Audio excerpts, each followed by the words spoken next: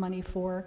Not to mention looking at years 1 through 3, where that money might be coming from. So that's why I'm trying to figure out what we might have, and that's of course assuming that the board would decide that we're going to prioritize this over, other needs that parks and roads have as well. All right, thank you. Supervisor Adam?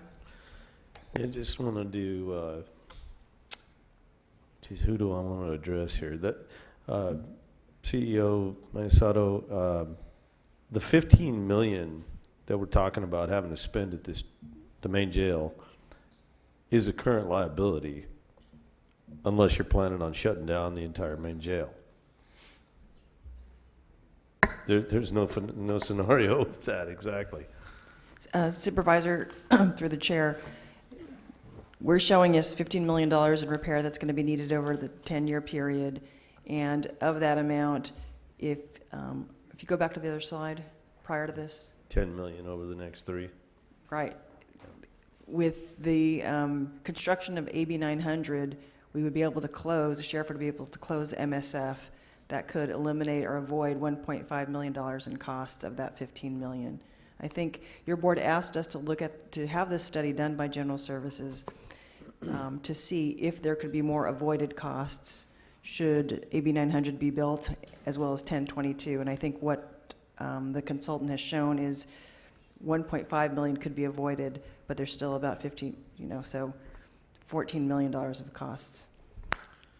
Okay, and assuming that you only build 900,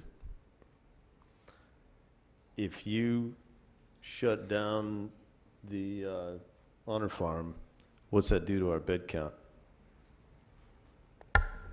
In the original plan, the majority of inmates in that location would move to AB 900. I think there's about 40 female inmates, 30 to 40 that would be need to be relocated if we were to choose to close that facility. And then when 1022 was going to come online, they were planning to close it in its entirety. Okay, so what if that doesn't happen? What if 1022 doesn't happen? Are we still emerging with the Honor Farm at 1,075 beds? Is that what the scenario is?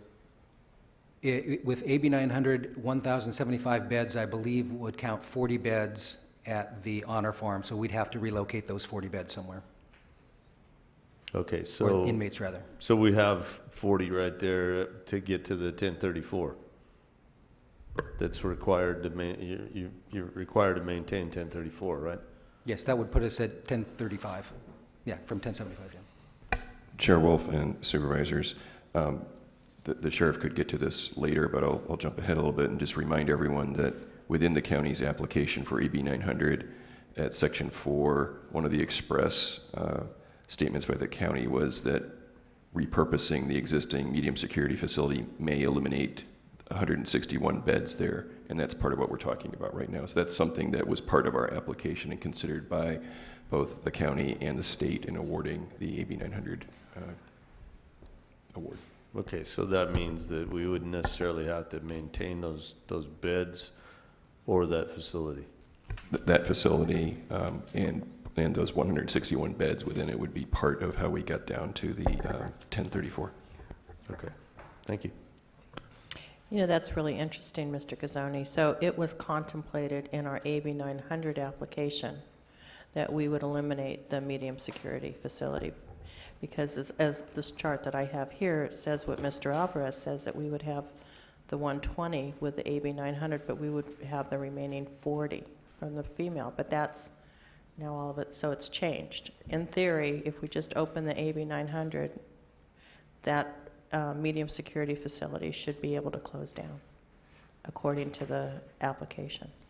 Chair Wolf, I think within Section 4, what the county did was to properly notify the state that was an option for the county of repurposing that medium security facility and eliminating those 161 beds. So it is an option. Okay, good. Are we done with your presentation?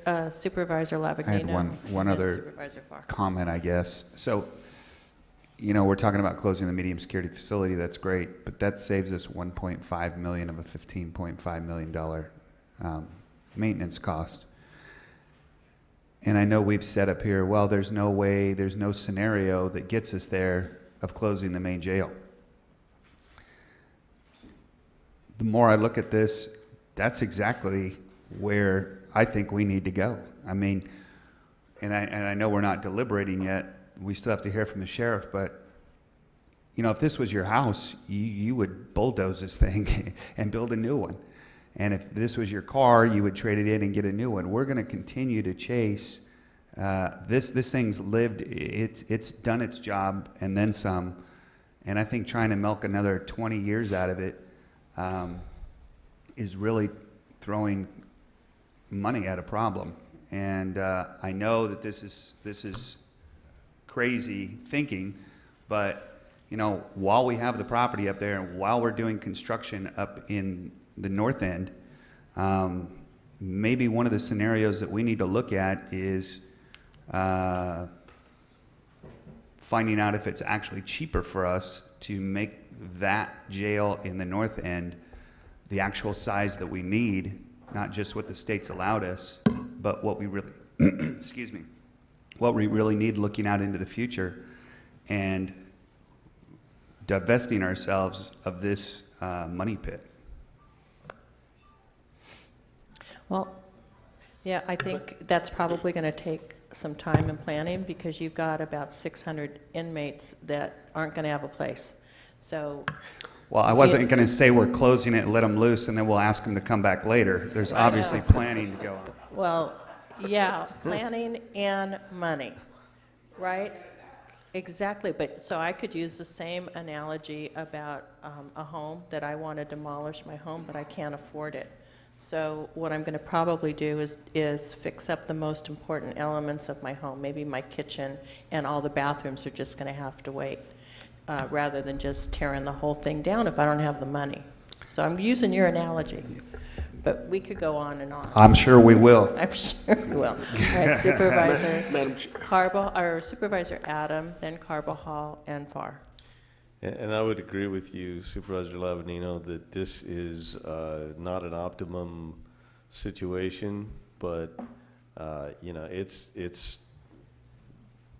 this horse has already left the barn.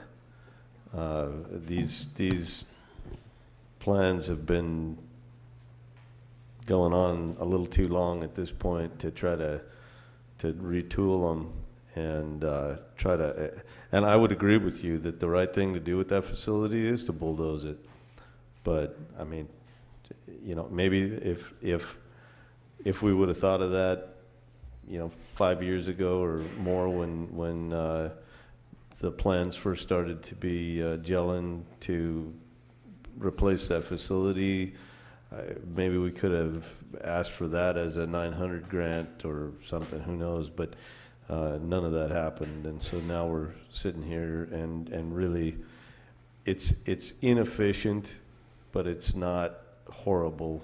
I mean, we're just going to have to suck it up and do it. Right. I mean, that's all there is. Supervisor Carbajal. I was going to agree with Supervisor Lavanino as well, but if we had all the infinite amount of money we needed, of course, but I think it would require significant debt to build that. And I think the reason we're just moving forward with at least consideration of the two projects before us is because the state dangled this money in front of us. And I don't think we ever considered, well, why don't we not just consider what the state's giving us, but consider what really makes most sense. And I think we never really crossed that bridge, because I think you're right. It would have begged the question, well, what is in our best interest? But it's been a challenge just getting to this point with the staffing increases, the costs of operations and what have you, that it's so daunting in itself that it hasn't really lent itself to doing a more comprehensive and holistic approach, which I think as well, I agree with you. I think it makes sense, but we don't have that money. Supervisor Farr. Thank you, Madam Chair. Well, again, you know, of the scenarios that we're looking at, there are none that don't include the main jail, which is why I'm very concerned about the maintenance costs, not just the day-to-day maintenance costs, but all of these increasing capital needs that are very expensive. And the other thing is, when we talk about the honor farm, you know, we've talked about eliminating it, which would certainly, I mean, like bulldozing it, eliminating it, which would permanently save costs, or closing it, which may temporarily save costs, but allow the option to reopen it. And we've also talked about repurposing it. And so that might, you know, eliminate some of the beds that are there, but that isn't going to save costs, either with staffing or with maintenance. So, you know, I think that we would need to decide very clearly what we wanted the future of that facility to be before we started making any assumptions about cost savings to do with it. Okay, very good. Is staff done with your presentation? Otherwise, we could go to public comment. Chair Wolf, we just have listed the recommended actions, if you'd like me to read those now, or if you'd like me to go No, through the... go ahead, and Sheriff, you have something. Do you want to do it now, or do you want to wait till after public comment?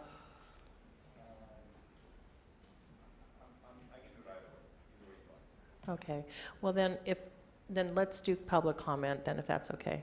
So Finn, why don't you read these? Very well.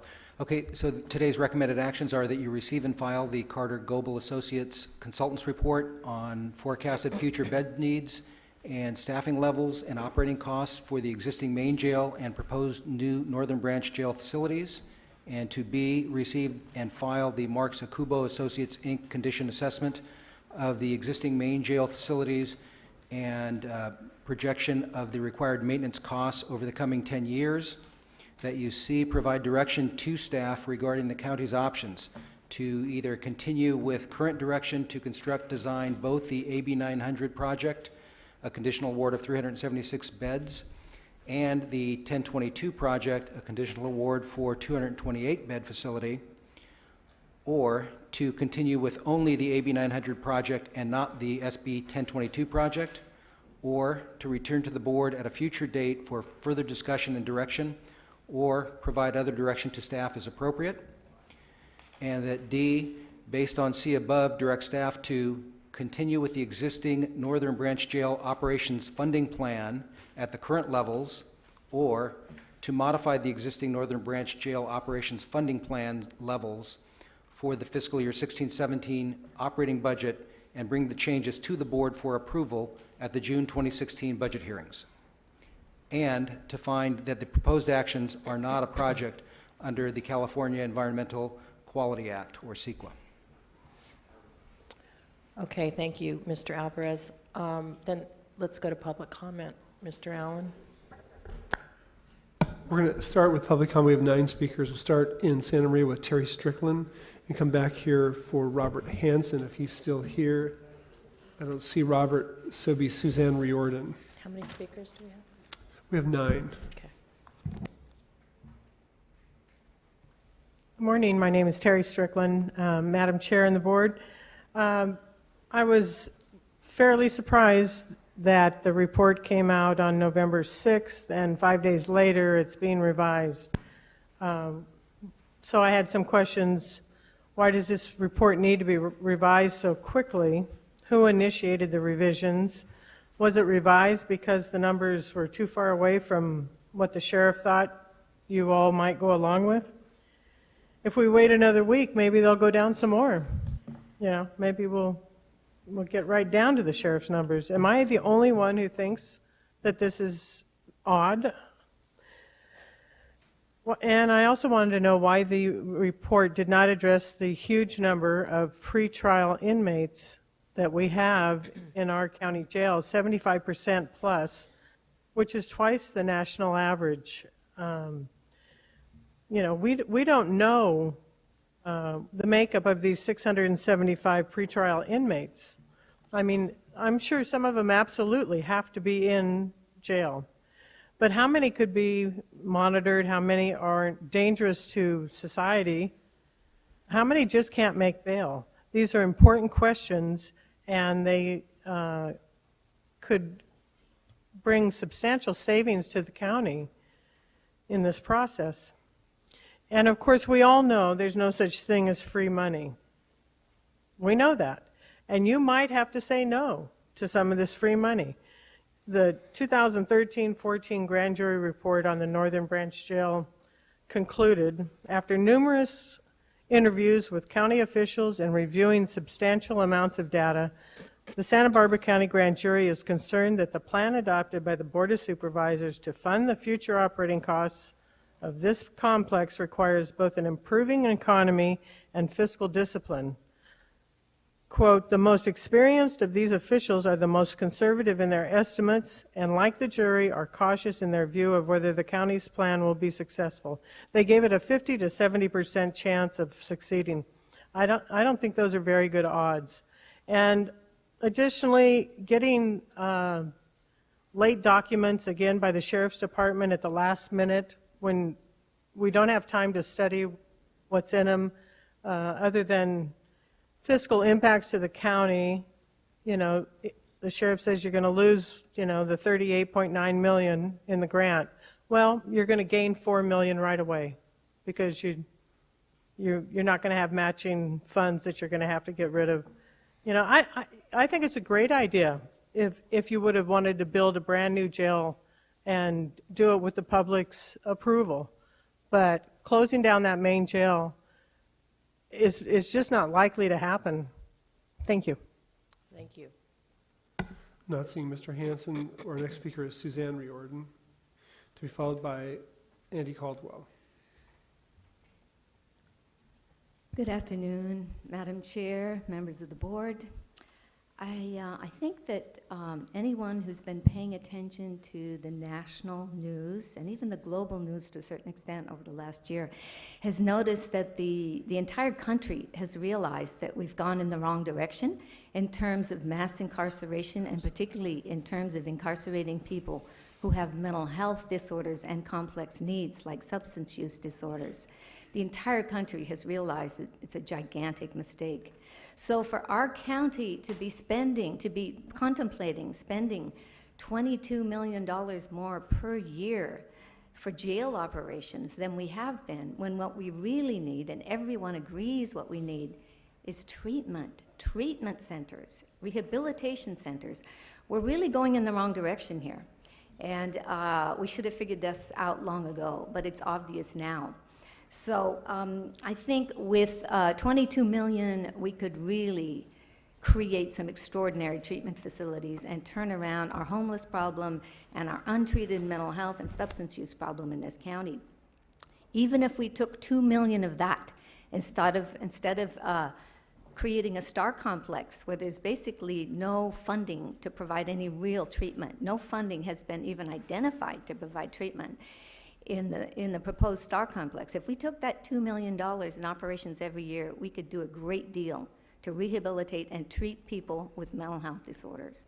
And Families Act is a very tiny little grassroots organization that grew out of the tremendous suffering of family members and individuals who have been run through the revolving door of repeated incarcerations and time spent homeless and time on the street. And frankly, many people have died in the process of not receiving the treatment that they need for their mental health disorder.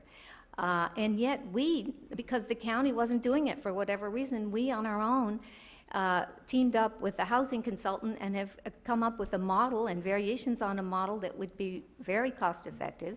And we don't even need to go with this model. Let's, as a county, come up with a solution that is efficient and just and is going to make a difference for people with mental health disorders. And putting them in jail, everyone agrees, even Sheriff Brown agrees, it's not a good idea. It's not really the solution.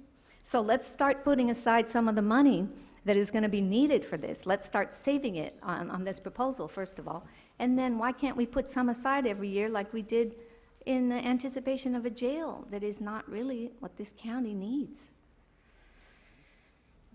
Thank you so much. Thank you. Andy Caldwell, to be followed by Dr. Robert Johns. Madam Chair, members of the board, I'm Andy Caldwell representing CoLab. I think one of the takeaways from today is if you weren't building a new North County jail, you'd be building a new South County jail, because 20 years of grand jury reports were ignored, judges' orders were almost ignored. You need a new jail. What we have is decrepit, it's not safe, and it's an embarrassment. bottom line here is, as you well know, if the sheriff could get 20 extra custody guys, he'd probably do it. But you control his budget. He doesn't overall. He has an overall budget that you give him, and then he has to make do with that. So the fact that they think that you need an extra 20 people in the jail, well, if you do, then you need to increase his budget accordingly. We do believe in Supervisor Carbajal, you'll remember this, we came one vote short of increasing that maintenance funding from 18%. I forget what the higher number was, but I think it's obvious you need to do it. Supervisor Adam was right in terms of the fact that when we fall behind, we're going into debt and deficit. And you need to increase that maintenance funding plan upwards to 24% or 30%.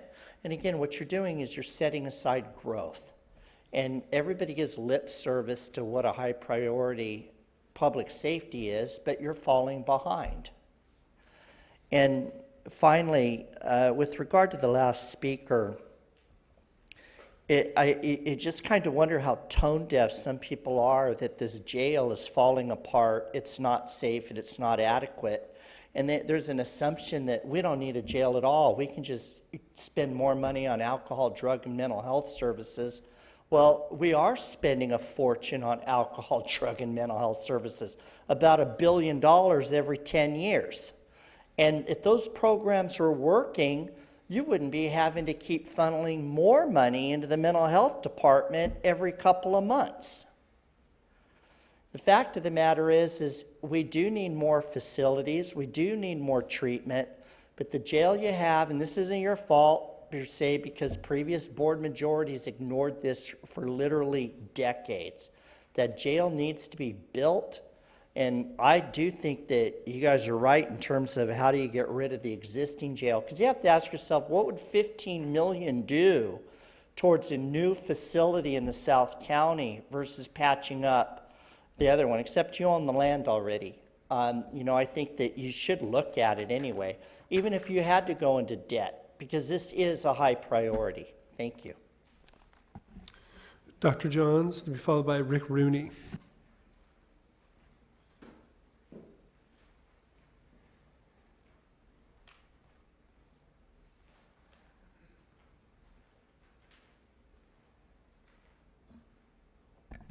Every piece of this project needs to go forward.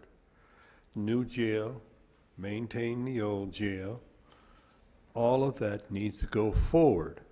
Now, the sheriff came up with the money. I believe you have to trust the sheriff. He'll come up with more money as we go along. Now, consultants report, there is no way that you can project the future of this project. No way. That's all fallacy. It's a fallacy, assumptions, and you cannot do that. I would like to see, this, and there's so many options so many options. I mean, how could you have so many options, and then you're gonna pick and choose between the options? You wanna tear down the old jail? No, you can't do that. You want to eliminate the new, you can't do that either. I mean, the problem is that you don't want to get your feet wet. You're feeling like, well, geez, we're going to be committed here. What really needs to happen, as I've said before, and I'll say it again, we need a 350-bed mental health hospital. That'll resolve that in. But as the sheriff is going forward here, we need not to have these issues come up over and over and over again. And many of you supervisors won't even be here when this goes on, and you're making decisions. You're making decisions that you will have no impact on in the future. So I think a lot of this is kind of like misinterpretation. I don't quite understand how a supervisor is going to make a decision to cut part of the program, cut this part, and they won't even be around. So I would like to see every part of this program go forward. And believe me, I have toured that old jail. That place is spick and span. We got deputies there. I saw everything as being adequate. So I think we need to go forward, make the decision, and I'm anxious to hear the sheriff's report. And I'm willing to bet you the sheriff doesn't really need those 20. This is a false sort of issue that the consultants come. I'm willing to bet you the sheriff, and I'm putting it on the line here, I don't even know what, the sheriff does not need those 20 extra. You know, he may take half of them. Thank you. Rick Rooney, to be followed by Royce Stoffer.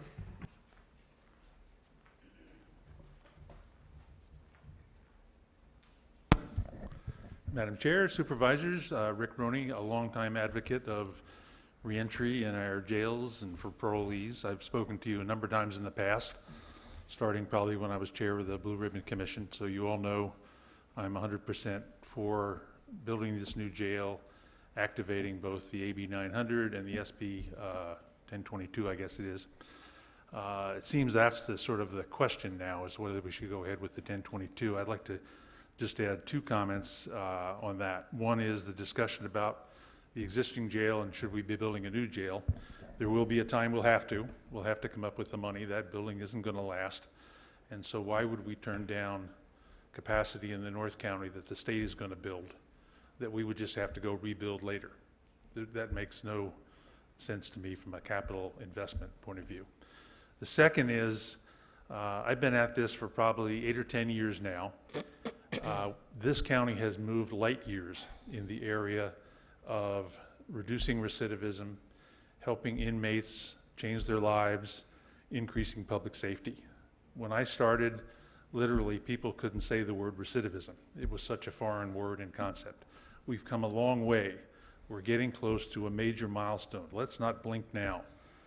This STAR complex is one of the most important parts of the whole project. It will help rehabilitate the more serious offenders that are long-term incarcerated, which takes a toll on an inmate. It will allow programming to happen in the facility with a handoff into the community, which is essential. People can't just get care in the jail and go off and be different. It's a big burden if they just enter the community after long-term incarceration.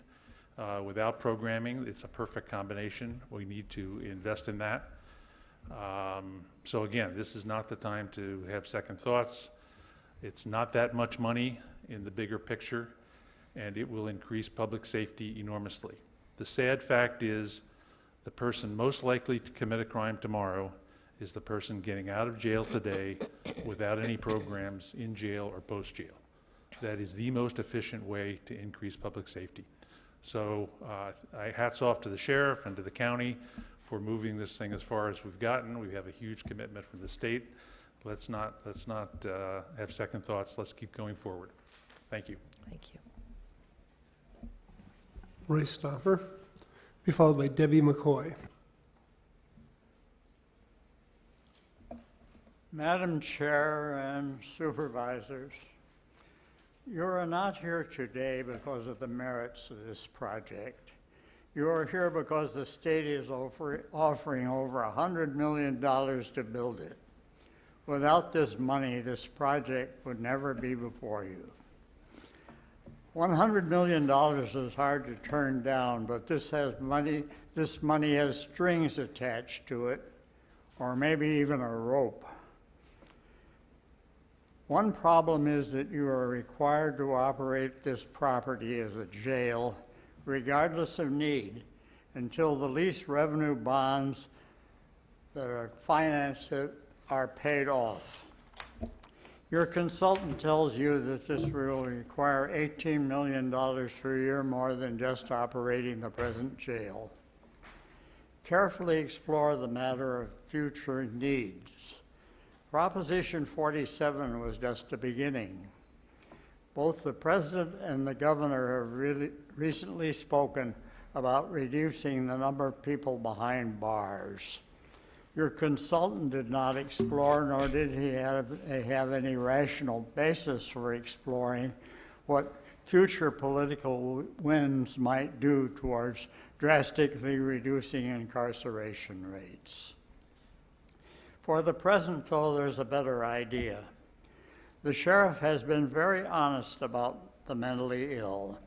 A few meetings ago, he said jails are not a good environment for the mentally ill. There's a lot of noise, there's a lot of movement, there's a lot of light. The environment, the stimuli there are not good for mentally ill people. The sheriff then went on to explain that regardless of this, there will be a considerable number of mentally ill people in jail. And the reason is there's no other place to put them. The solution to this is to build a place to put them. Use some of the money that you would spend on this jail to build a place for the mentally ill and drug addicted. Many of these people are dual diagnosed and are the same people. Removing these people from jail would solve jail overcrowding, and the mentally ill would receive proper care. You have the power to fix this, and if you not build this expensive new jail, you have the money. Thank you for listening. Thank you. Debbie McCoy is our next speaker, and then we'll hear from Bonnie Raisin, who's our final speaker. Good afternoon. My name is Debbie McCoy, and I represent Families Act. I'm here on behalf of all of the other parents and all of the mentally ill who suffer and are homeless on our streets. I like to think that we could look at some fundamentals. We were taught in school that reading and math are very fundamental. I've read many of the proposals here, or some of the parts of the proposal that's here today. I've read articles in the newspaper about building this jail. Listened to many of the people who have come here to talk about pros and cons. And another fundamental is math. And I just don't see how we could find a way to treat the mentally ill and incarcerate them at the same time. That doesn't seem to add up to me. Treatment belongs in a hospital and not in a jail cell. Treatment also requires some sort of diversion program. And I haven't heard anybody talk about diversion much in this whole planning of jail services. When I went to nursing school, they taught me about listening very carefully and critical thinking skills. And I think that those are both very much in play here. And with my listening and my critical thinking skills, I just don't see how, with the limited resources that we have, that we're going to be able to find a way to do a jail and treatment. And I have to say that I just have to go with my own thoughts on this, and that our incarceration made my child not better, but significantly worse because of her being in a solitary confinement cell, and the process that it takes just to get to court for a hearing, just to get to a place where the judge can say that she's incompetent for trial. That whole process took almost 4.5 months. And I think that that's just undignified and cruel. And I think that we, as a society and as a community, need to really think in terms of finding some way to get the people with mental illness out of our jail. I don't have all the answers. I just know what the results are. And everybody that I've talked to who has a child who's been in jail, who has mental illness, they are not made better, they are made worse, and it takes them longer for recovery.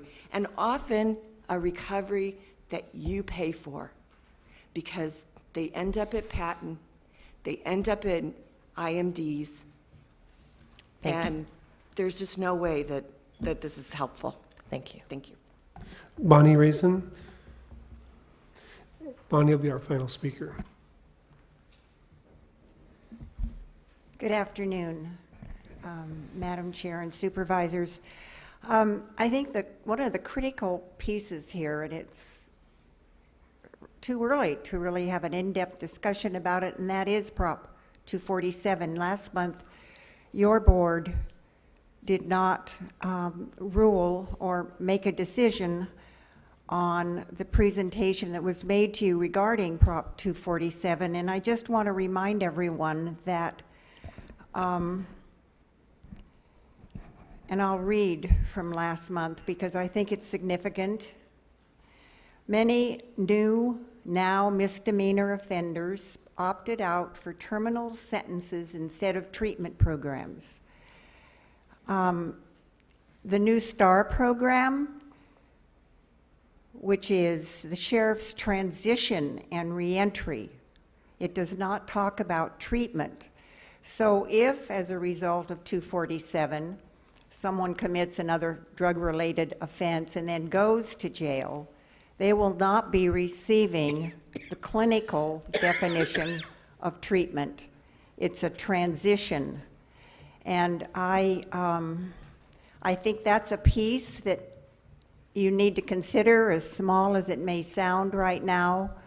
The Alcohol, Drug, and Mental Health Department uses the clinical approach, which is treatment for substance abuse, and yet it doesn't sound to me that the new STAR program, if implemented, is going to emphasize treatment, rather transition.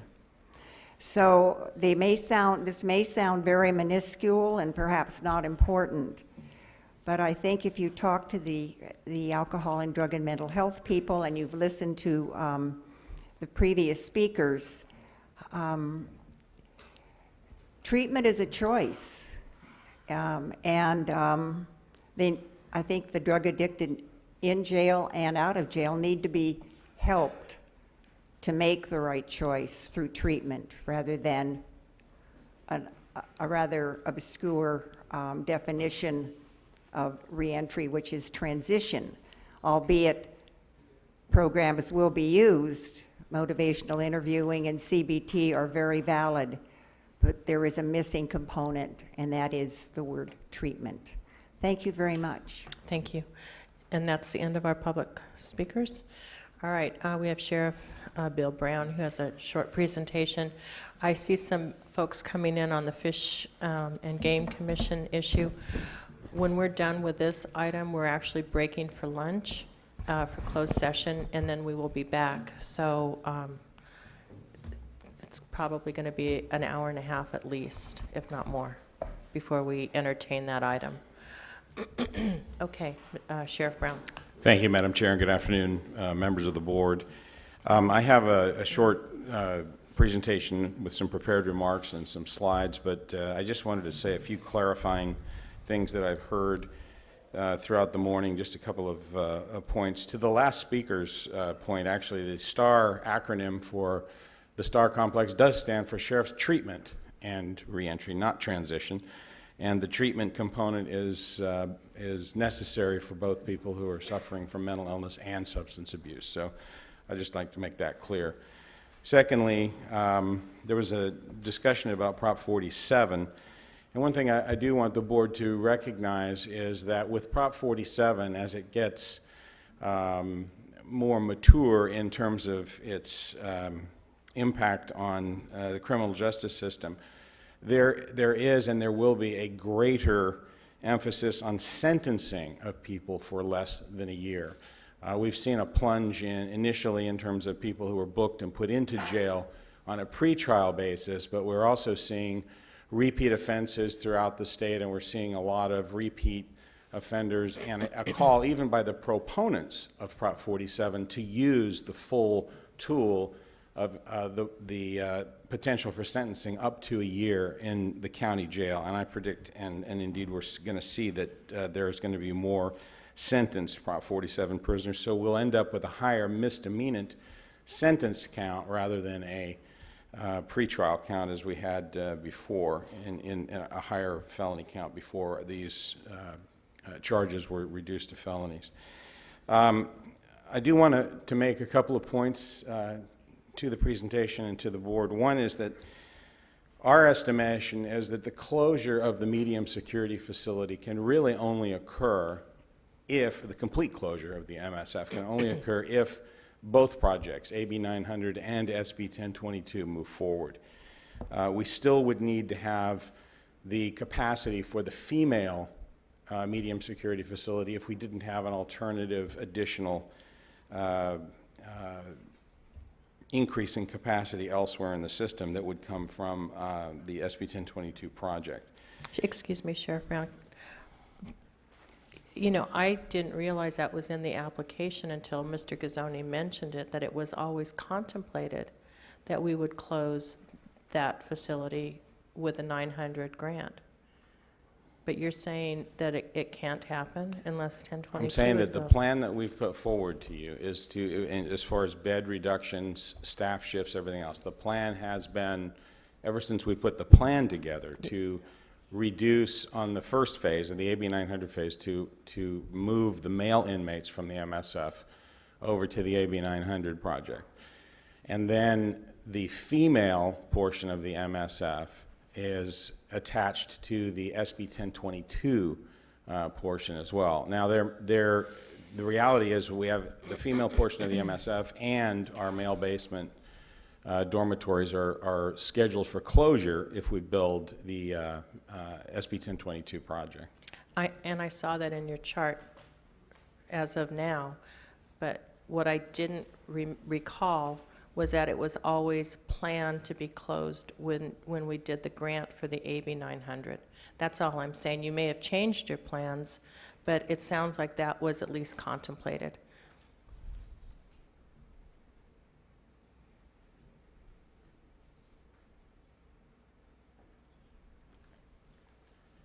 All right, just for clarification's sake, in the initial application for the first grant that we did, it was put in there that that was an option to close the facility. When we applied for the second grant, there was a modification in terms of how we were going to affect the closures. So you're right from the standpoint that if you look at the standalone only on the AB 900 grant, that's what was said. But we'd still have to, if we're going to look at making an impact in terms of capacity, we're still going to have to find those beds somewhere else. We have 40. I understand. So we have a significant number of female beds that we would be out if we closed that facility. The other thing I wanted to emphasize is that the Northern Branch Jail, AB 900, and the Star Complex, which is essentially a wing of the Northern Branch Jail. It's not a standalone jail facility. It's a wing of the Northern Branch Jail. But that whole complex has been designed in such a way that it can be easily expanded. And to Supervisor Lavagnino's comment in terms of the maintenance costs and so forth, if the decision is ultimately made, theoretically, we could build an additional pod or two up in the north and close down even more of the antiquated parts of the main jail. I don't think we ever would eliminate everything in the south, but our inmate reception center, which would be in essence a booking area for the south, is actually the most modern part of our South County facilities. Anyway, let me move forward with some other remarks here that I have planned for you. I'm not here to take issue with the report that was submitted to you by CGL. I think that they did a very conscientious job examining our operations and our situation. They essentially have validated our estimates in terms of what it will cost to run the new jail and the Star Complex. Cost estimating for new jail facilities is a very, very complicated process. In the past, we've given you our best estimates, but they've changed somewhat as a result of changes in the law, in employee compensation, and in the economy. There are many variables.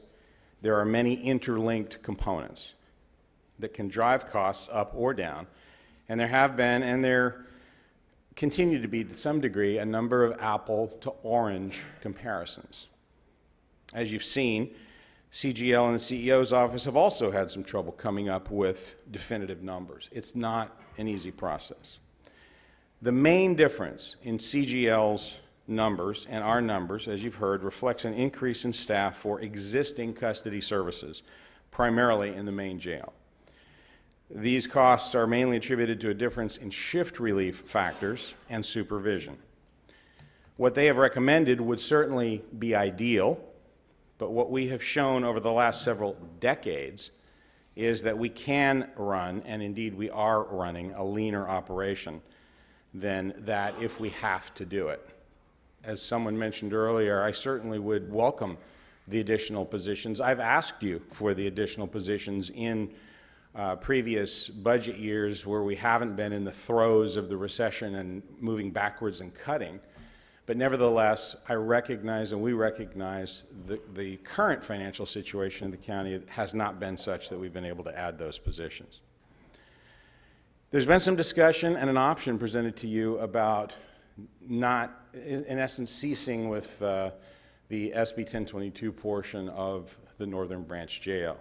And I want you to think for a moment of what the cost will be if we don't build that jail and its additional wing, the Star Complex. Number one centers around legal issues with our local courts addressing overcrowding. We will continue to have overcrowding issues. Next Monday, there will be another hearing on the decades-long overcrowding problem that could result in further orders from the court to reduce our jail population. Number two, our need for new jail facilities will not disappear if we don't build this wing of the new jail, only the mechanism to have the state pay for 90% of it. The opportunity will not go away. It will go to another county that competed for the funds with us but was not selected to receive them. Now, recently there was a third phase of funding that was issued by the state for $500 million, made available for a third round of jail-related funding with an emphasis on rehabilitative structures such as the Star Complex is. And there were more than $1.2 billion in requests for those funds. Furthermore, we have already spent millions of dollars and thousands of staff hours on both of these projects. Number three, if we don't do something meaningful to change our decrepit facilities, I believe that there will be a host of lawsuits filed against the county by groups such as the Prison Law Office and Disability Rights California.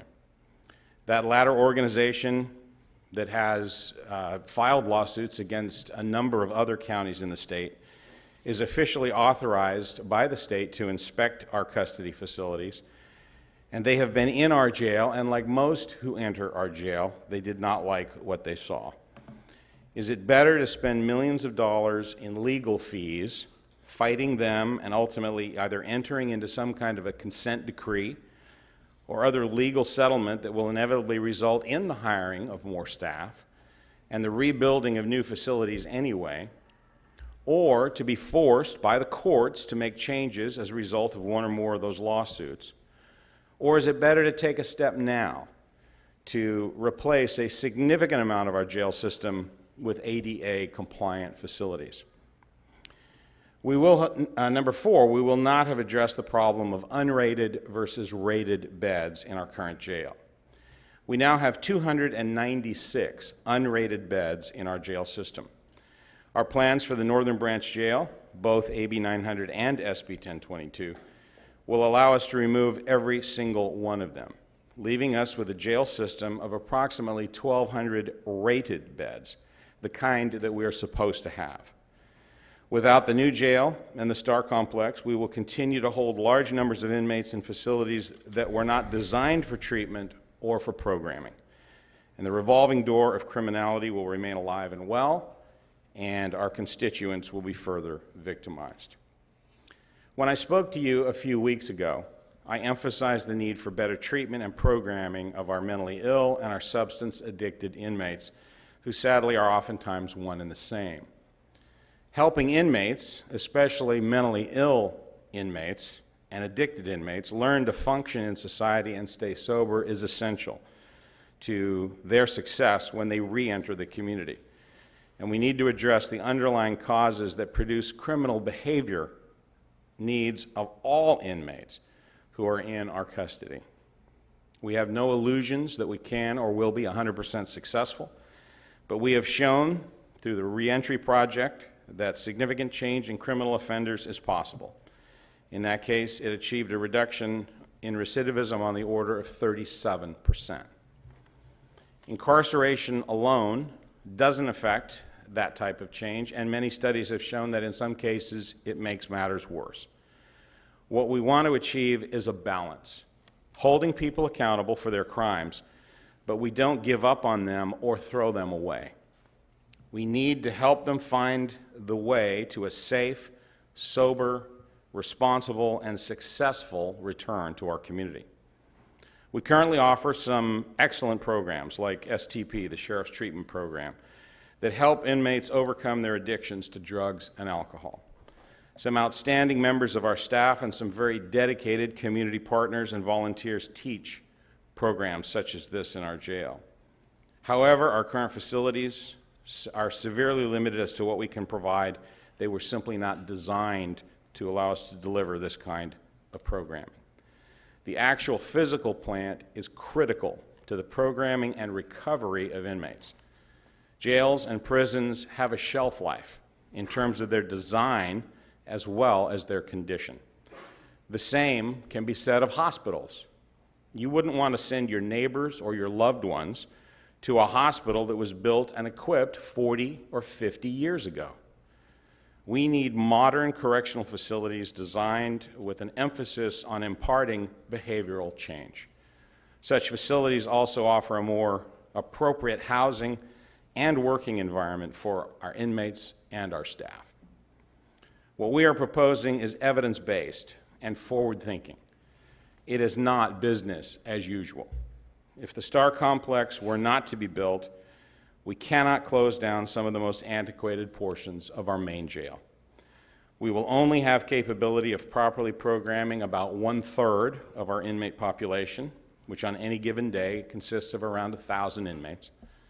If the Star Complex is built as an additional wing of the AB 900 branch jail, we can shut down the medium security facility, our oldest part of the jail, and all 3 male basement dormitories, which were originally storage and meeting rooms that have been converted into housing.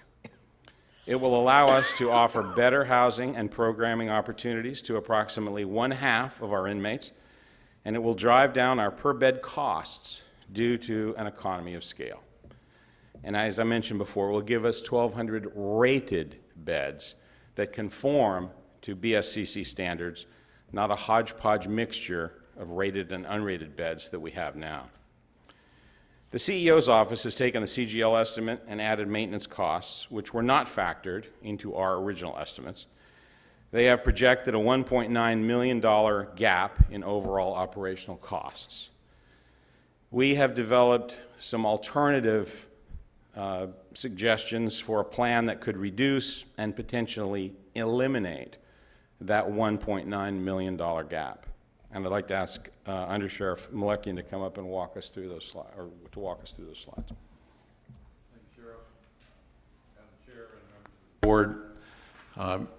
Very quickly, this is the graph of the average daily population since October of last year. As was previously mentioned, you could see it took a significant drop and then has proceeded to edge back upwards to ahead of where it was pre-Prop 47.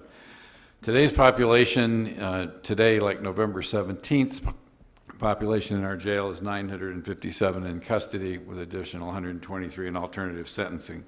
Of those, 80% are in custody on felony charges, 75% are on pre-trial. Contrary to what one of the speakers said, I just looked up at the website for the Center for Juvenile and Criminal Justice. Their 2012 numbers indicated that in California, in all of California's county jails, 71% of the inmates are pre-trial. hopefully I didn't just turn that off. There we go. Real quickly, in a clockwise direction, I want to just show you where the numbers changed. In the upper left was our May 2015 number, which we gave to the board of $67,936,000. In October of this year, CGL's estimate was $69,684,000. This reflected the 20 FTEs that were previously mentioned. In November, that number was revised downwards due to recognition that at least 8 of the FTEs would not be necessary, assuming the opening of both AB 900 and SB 1022.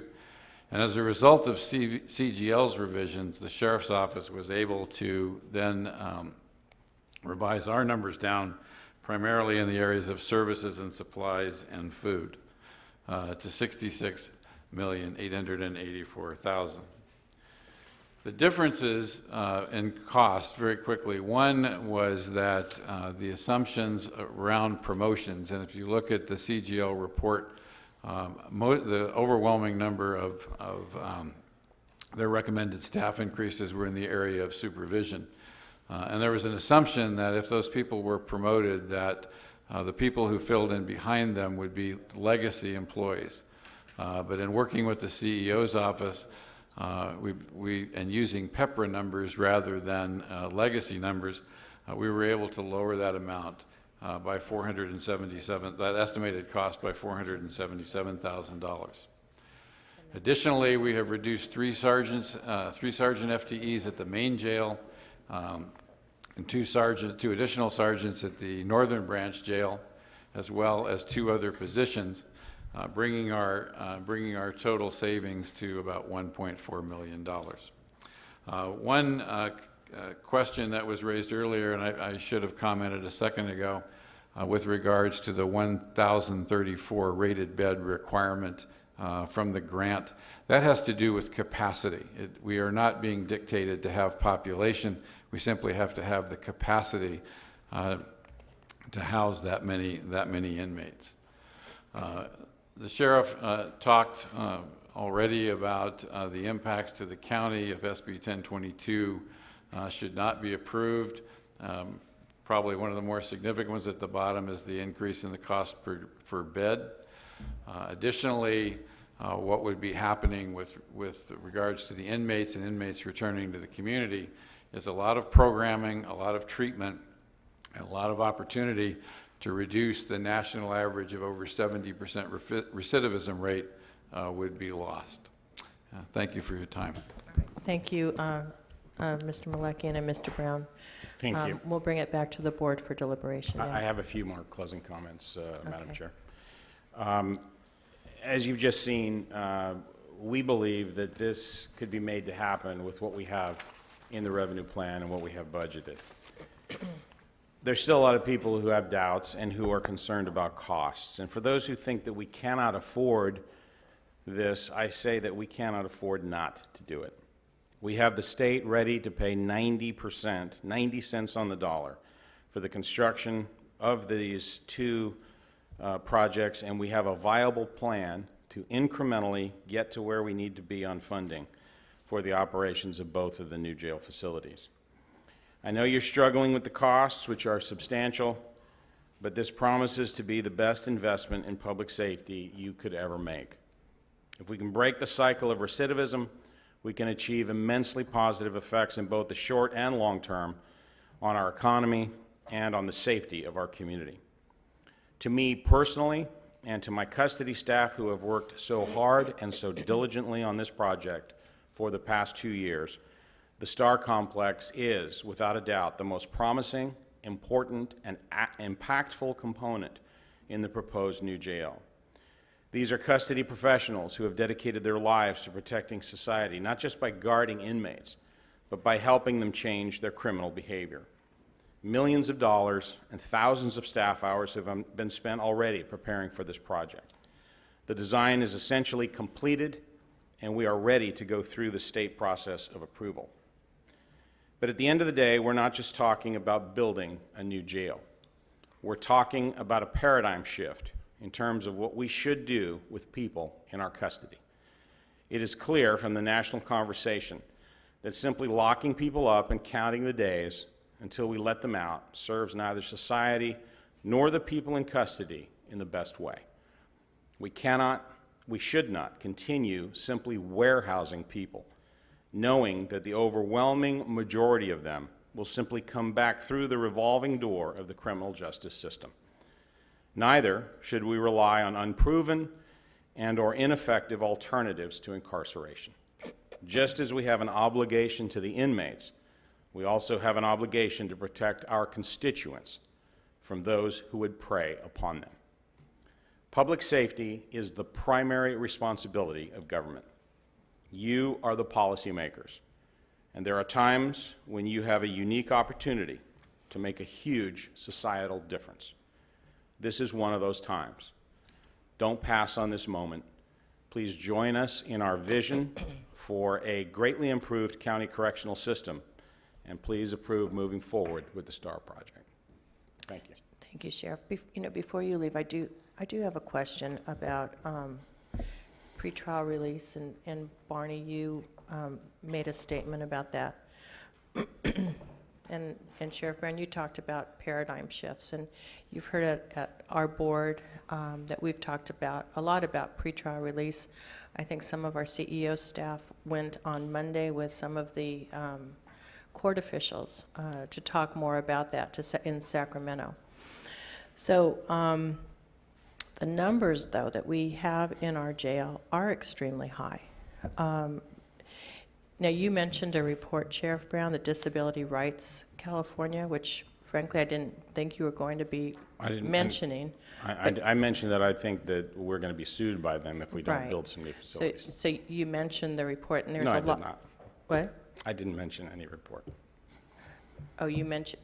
I said that I believe that we will likely be sued by groups like the PLO and Disability Rights Commission if we don't build a new facility. That's what I said. Okay. There have been some statements that the percentage of people that are in our jails exceed the amount that you've mentioned, both of you have mentioned. So I think that that's also important for us to understand.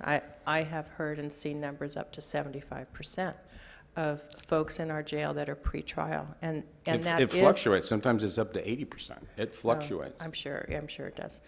And that is higher. The number that I saw was 62% was the average in counties, and so I'm just saying that's. I just wanted to bring that to your attention. There's a little difference in numbers.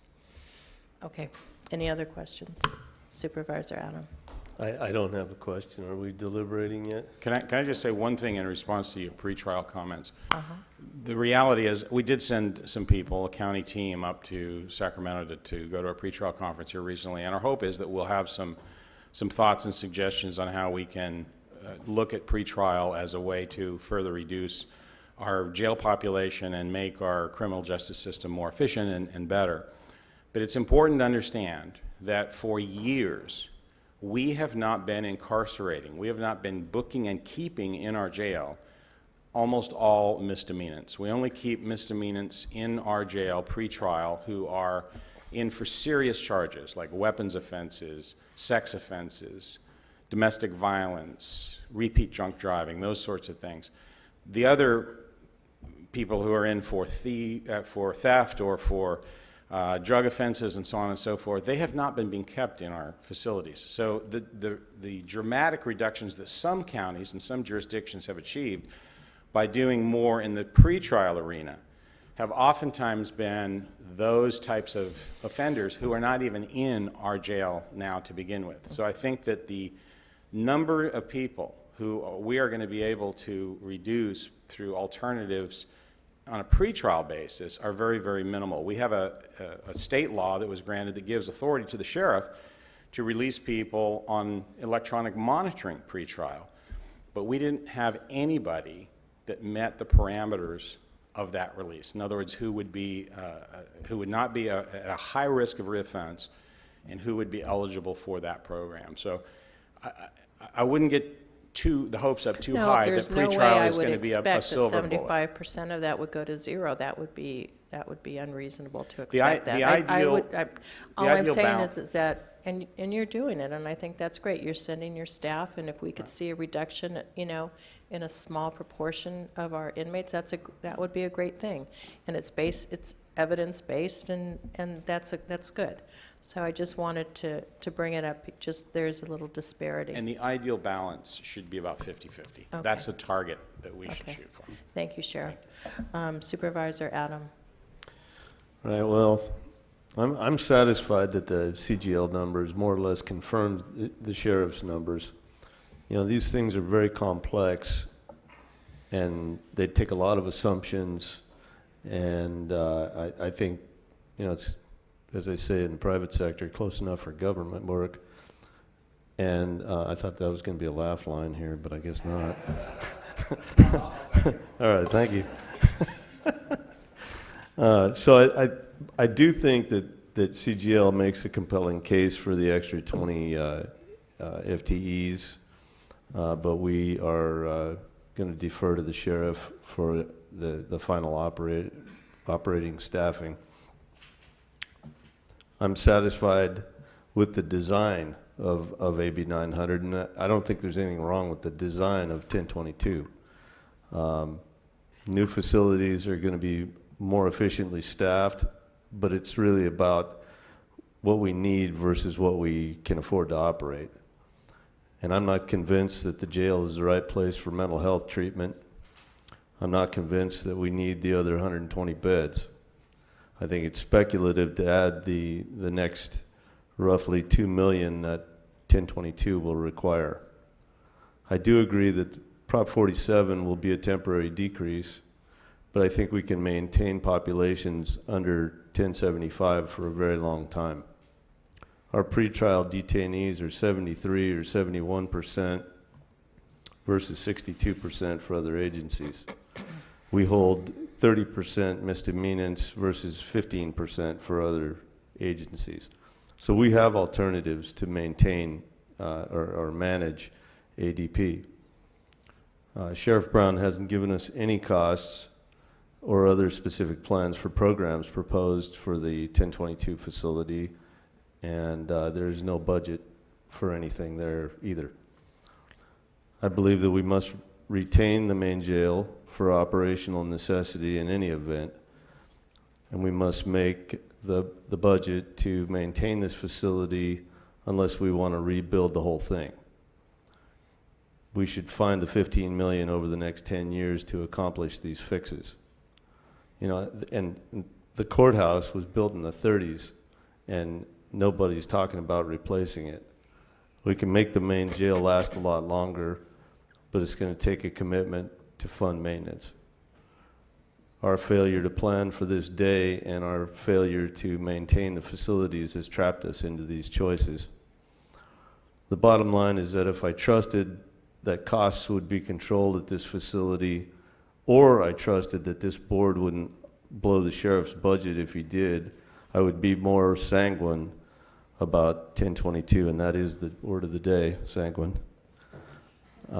For these reasons, I can't support 1022, but I will support 900. I think it's a reasonable and balanced alternative, and I think we just got to go with it right now. Thank you, Supervisor. Do we have any other? Well, I'll make my comments, and I don't see any other lights on. Do you want? Well, back in May, we had our this item come before us, not this exact item. And at that time, I was very uncomfortable moving forward with the 1022, given the numbers that were in front of us. And part of that, it was difficult for me to move forward. And so I voted against moving forward with 1022.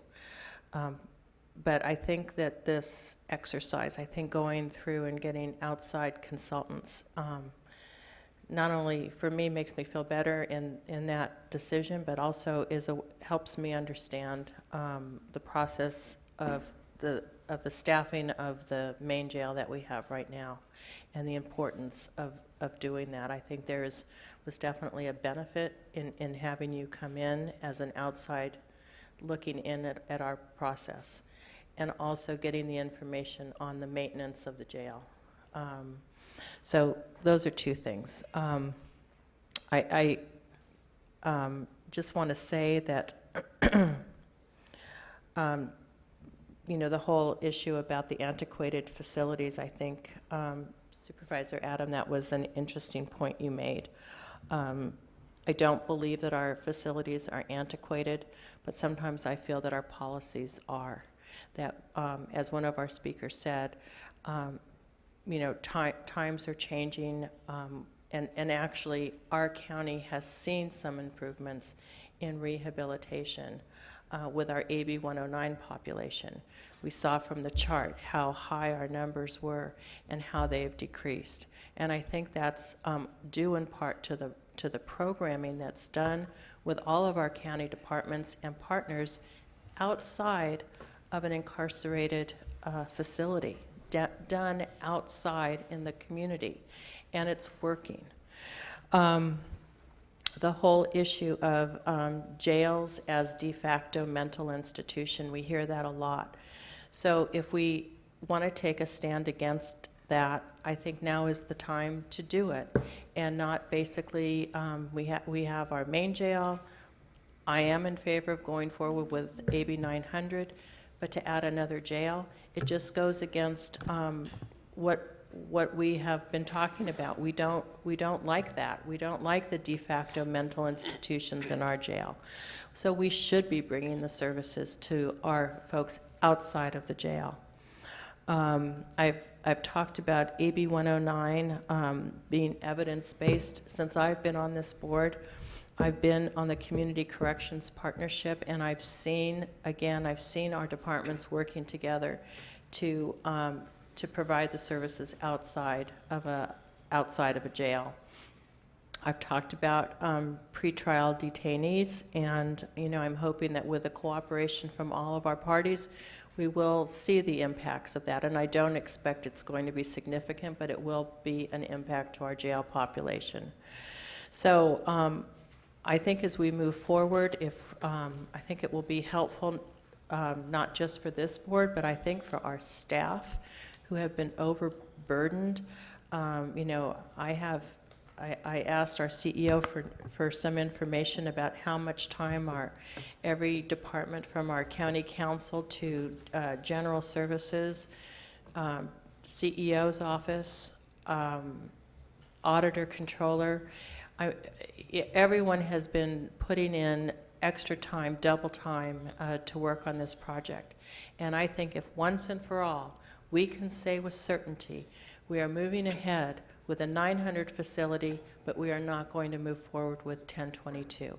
If we need to do it at another time, we can do that wing. We can apply for grants. If we can't do grants, it sounds like some people are even interested in taking out debt.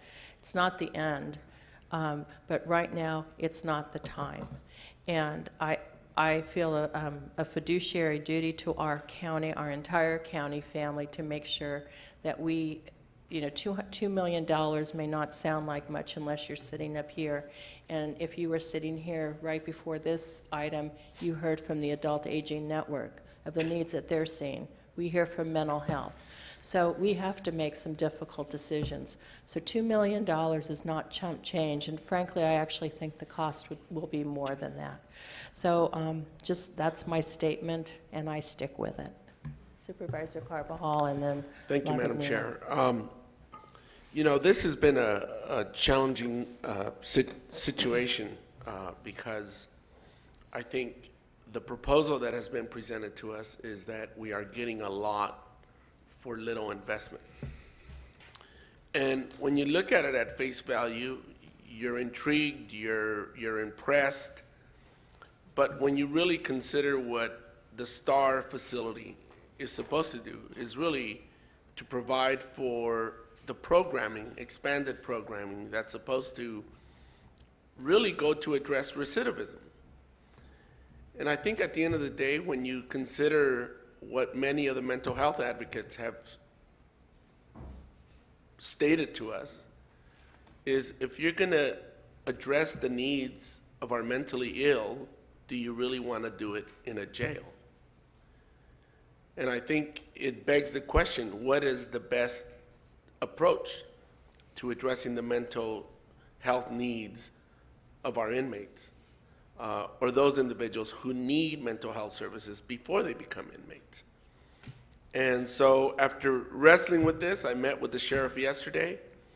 I've come to the conclusion that I would rather invest additional resources on mental health facilities and on mental health services to ensure that we have a reduction in our population that goes to the jail.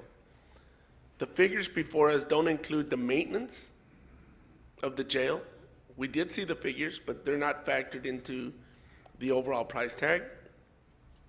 The figures before us don't include the programming that would be needed to really provide for the recidivism goals that we would try to achieve with the STAR facility. So I think at the end of the day, I think we need AB 900. We need a jail replacement or enhancement to meet our inmate needs. But I agree with Supervisor Wolf and Supervisor Adam that moving forward with the STAR facility would really, I think, undermine our ability to take an alternative approach to address the needs, the mental health needs of our inmates in our community. And it would send the wrong message. It would send the wrong message that the way we're going to deal with the mentally ill is to incarcerate them in a new component of the jail called the STAR, SB 1022, versus alternative, more appropriate mainstream facilities and services that we really need to invest in to address the needs of the mentally ill in our community. So that's pretty much where I'm at. Thank you, Supervisor. Supervisor Lavagnino.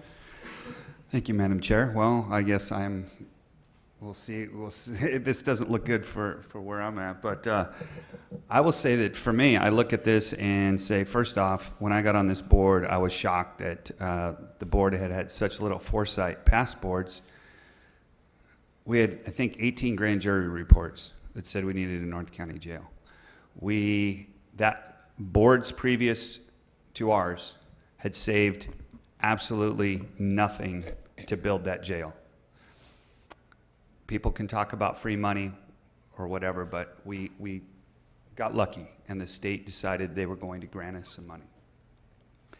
But now we're looking, it's almost like deja vu all over again, because now we're looking at, we're not looking forward enough, like past boards didn't. You know, one of the things that we're talking about is, well, average daily population is this or that. Prop 47 is going to come home to roost very soon. I saw this thing in the news press the other day where it had this 30-year-old. He'd racked up 16 arrests in the last year. And he says, now it's easy. You can get away with it because of Prop 47. LA County has seen property crime climb nearly 8% last year. Auto theft alone's up over 20%. Statewide, property crime has increased of 9 of California's 10 largest cities, and violent crime has increased in all 10. The guy they were interviewed said he rejoiced when he first heard about Prop 47. Prop 47, it's cool. Like for me, I can go do a commercial burglary, and I know that if it's not over $900, it just give me a ticket and let me go. He was sentenced to rehab 5 times this year, but did not show up for a single session. So these guys are the ones that, when we look at average daily population right now, we're not counting those people because they're not in jail. And this guy's not going to go out and get a college degree and become a CEO somewhere. He's going to continue to do what he's going to do until people are tired enough, like me, that are then going to vote that, you know what, maybe we made a mistake with Prop 47, and maybe repeat misdemeanors need to actually spend some time in jail. And then our ADP is going to go up, and we aren't going to be in a position at that point.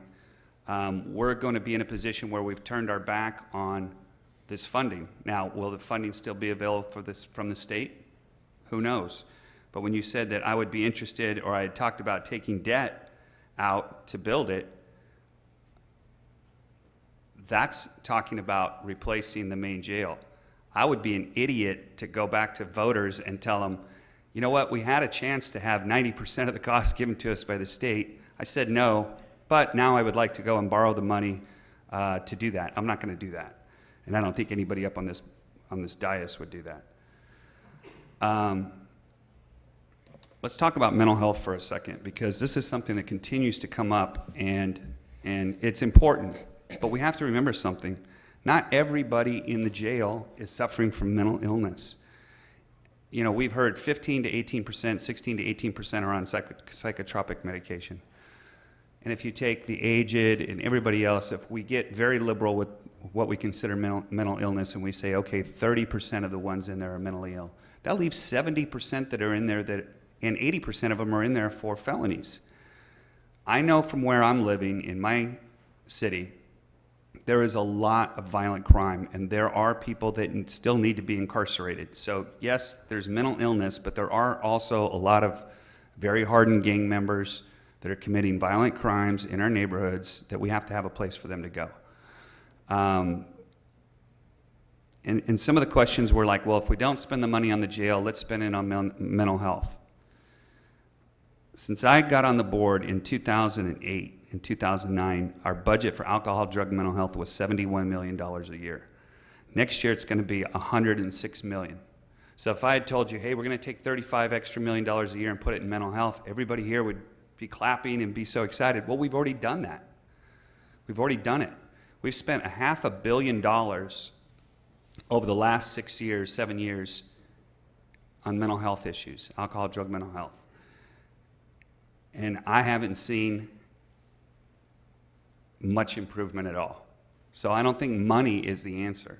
Yes, we need to do things different, and I think that's what 1022 is all about, is taking a different approach. These are the cheapest beds that we're ever going to ever be able to build. For an extra $1.9 million, we're going to get 228 beds.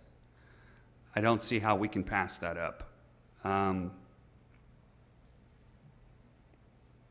And to say that our facilities might not be antiquated when our experts are telling us it's actually below a 0. I tried to get him to say 1 to 10, he said below 0.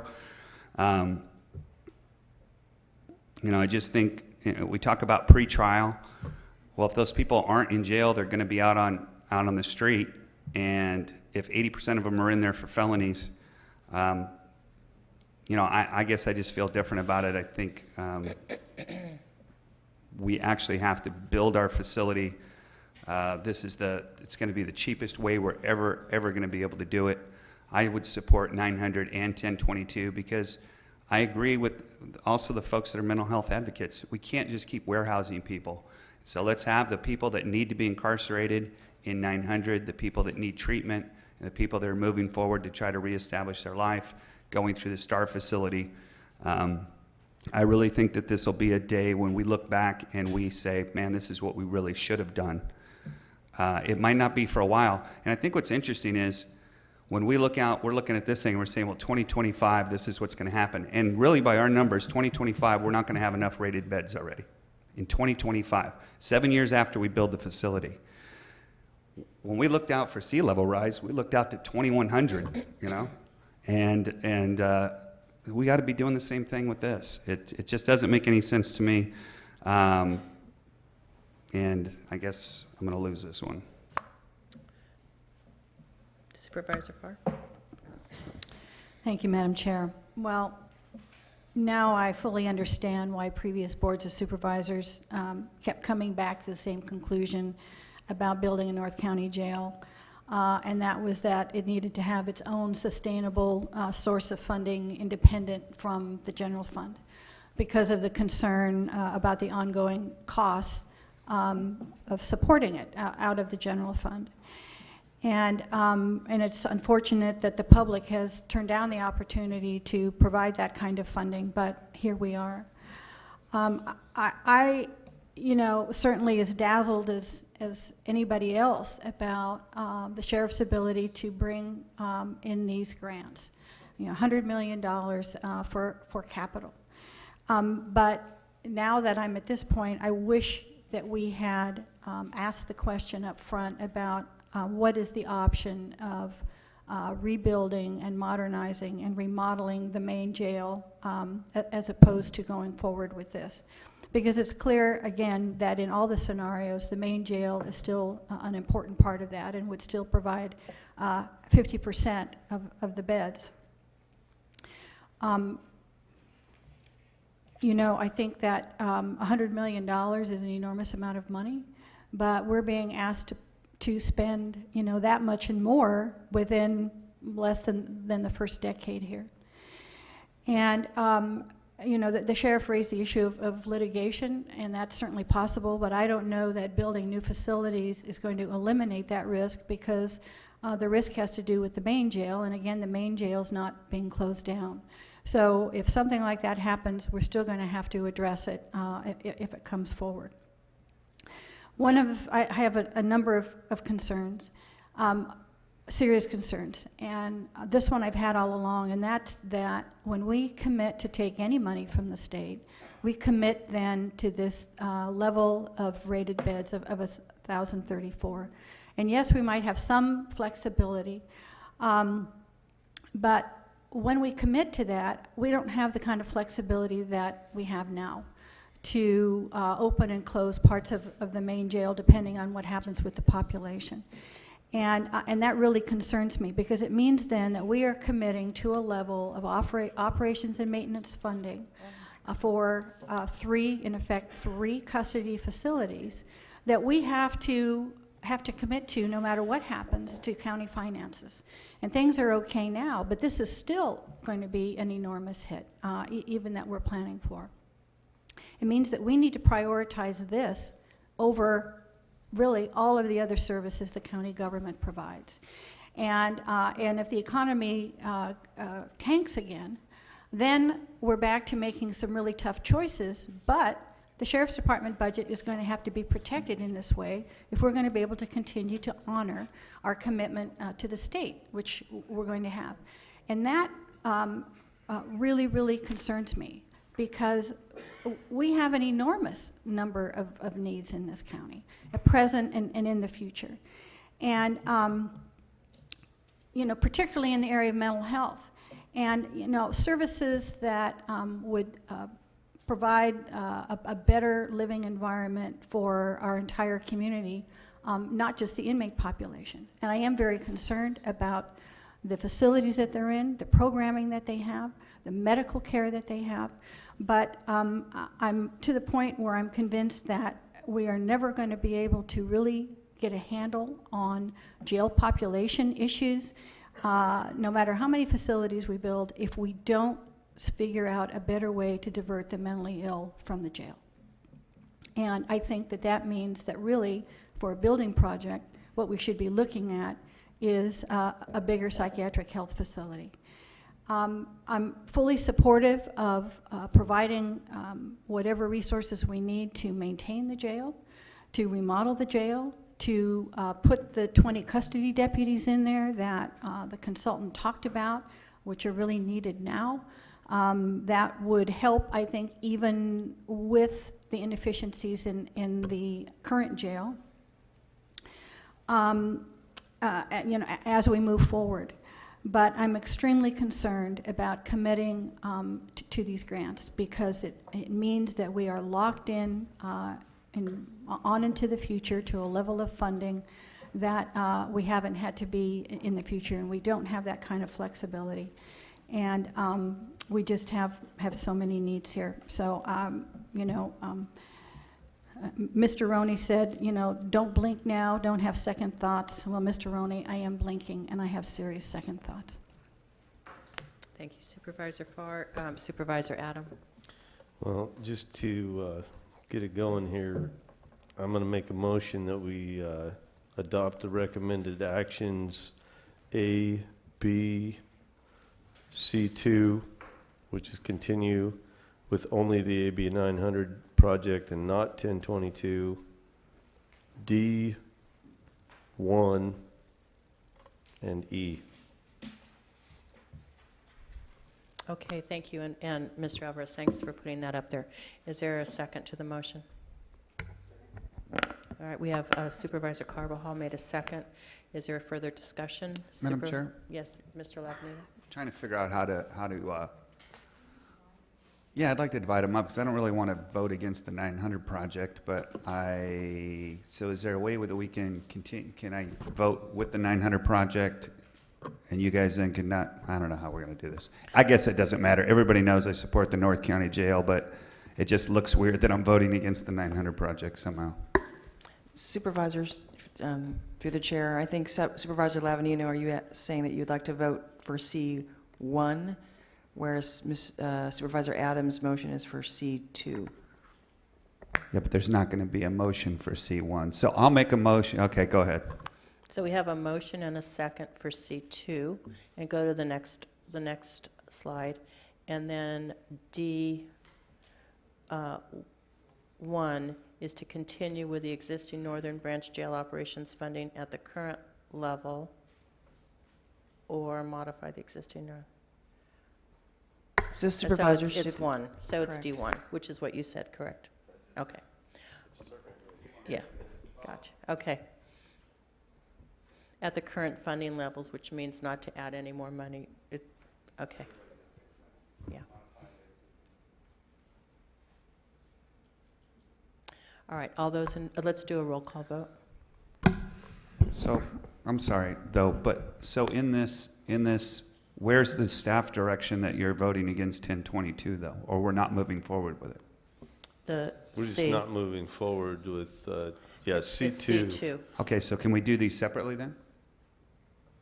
I don't, do you have? Ken, you want to do A, B, No, I want to and vote for D? D. You know what?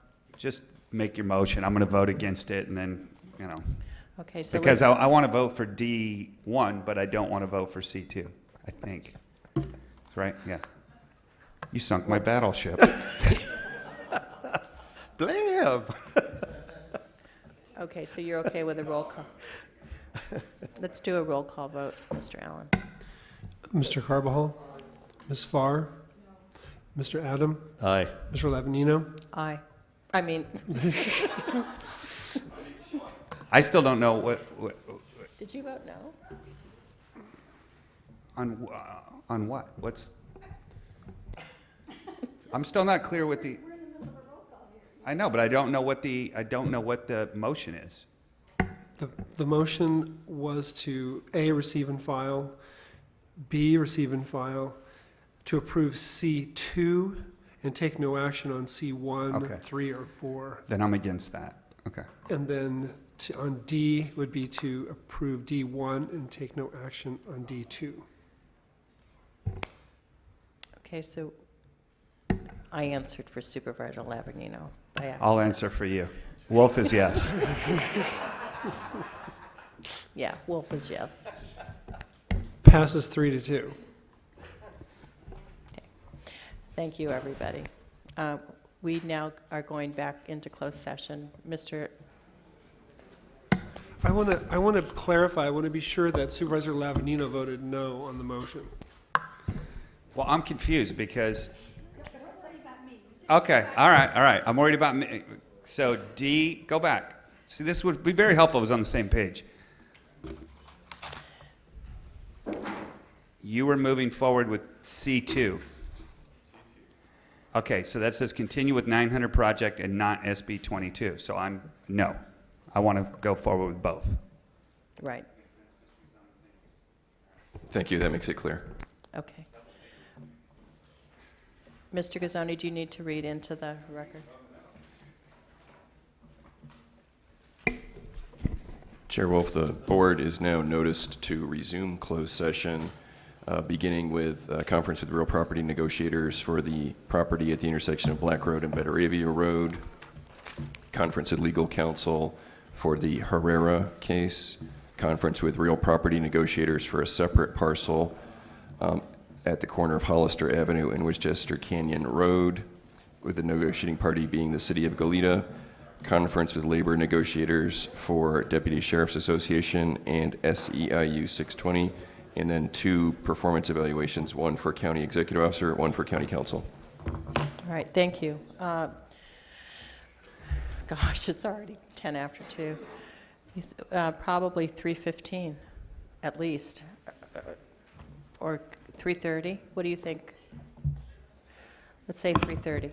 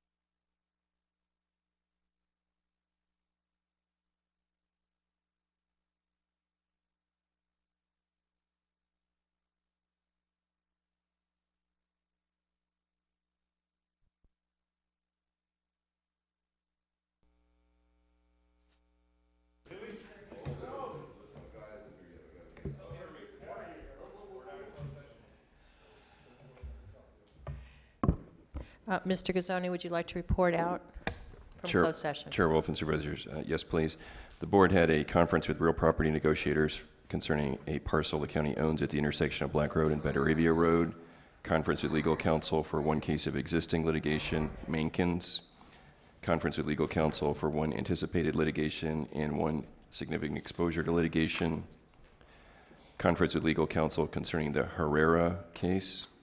A second real property item concerning the city of Goleta and parcel at the corner of Hollister Avenue and Winchester Canyon Road. Conference with labor negotiators for SEIU 620 and Deputy Sheriff's Association.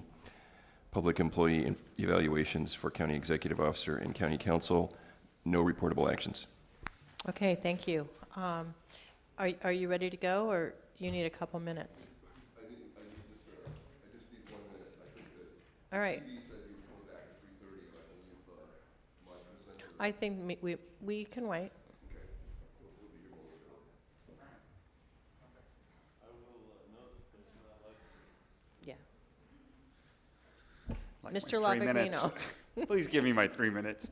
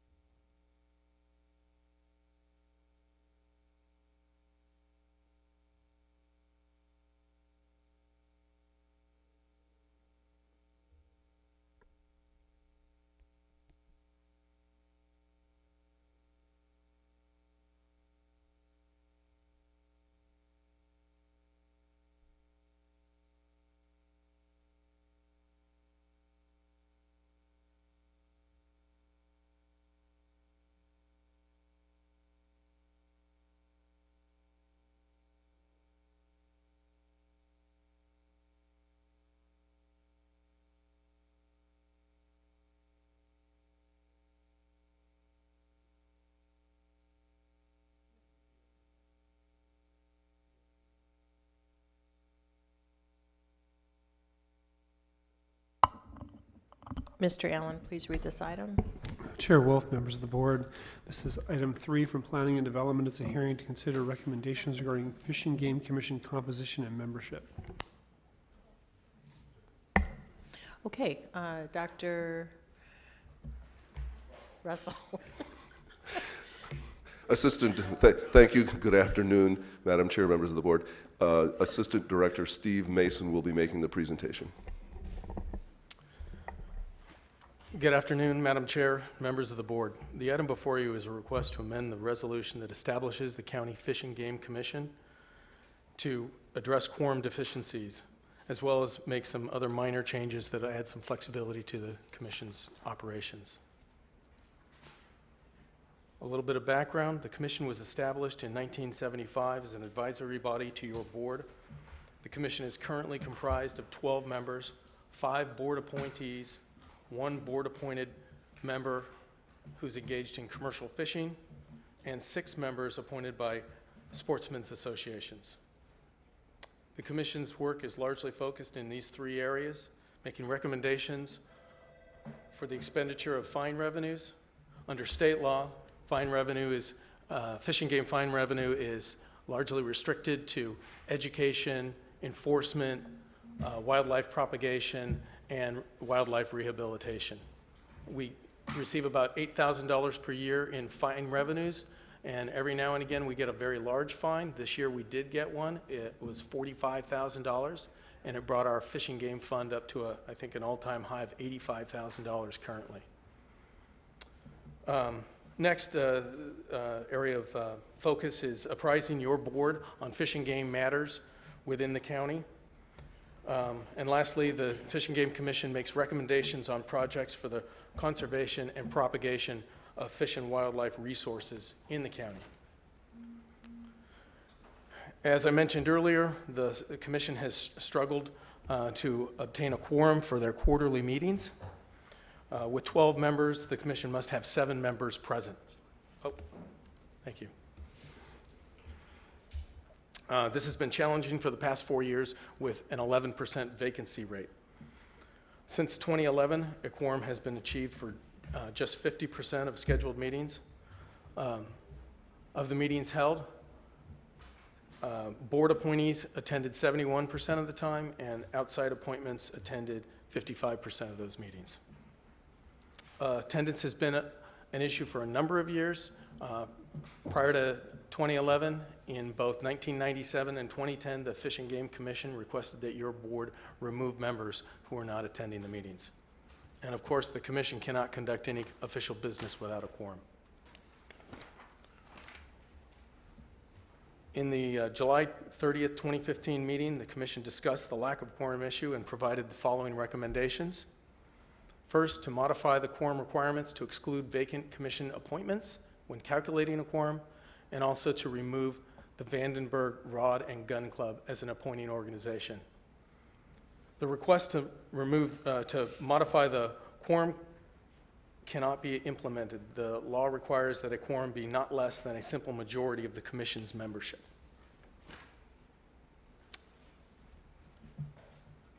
We identified a number of options to address the quorum issues outlined here. They're also in an attachment to your board packet, attachment 3, and that has a matrix of all these options. After review of the options, we selected number 3, which is to reduce the commission members to 5. We believe that this option will best attain a quorum on a regular basis, with the reduction in the amount of members necessary from 7 to 3 to reach a quorum. Reduction of members may reduce the direct input by outside organizations that currently have a seat on the commission. However, all meetings are open to the public, and hearing materials are available online and at each meeting. Any member of the public or outside organization may attend and provide public testimony and testimony on any agendized matter.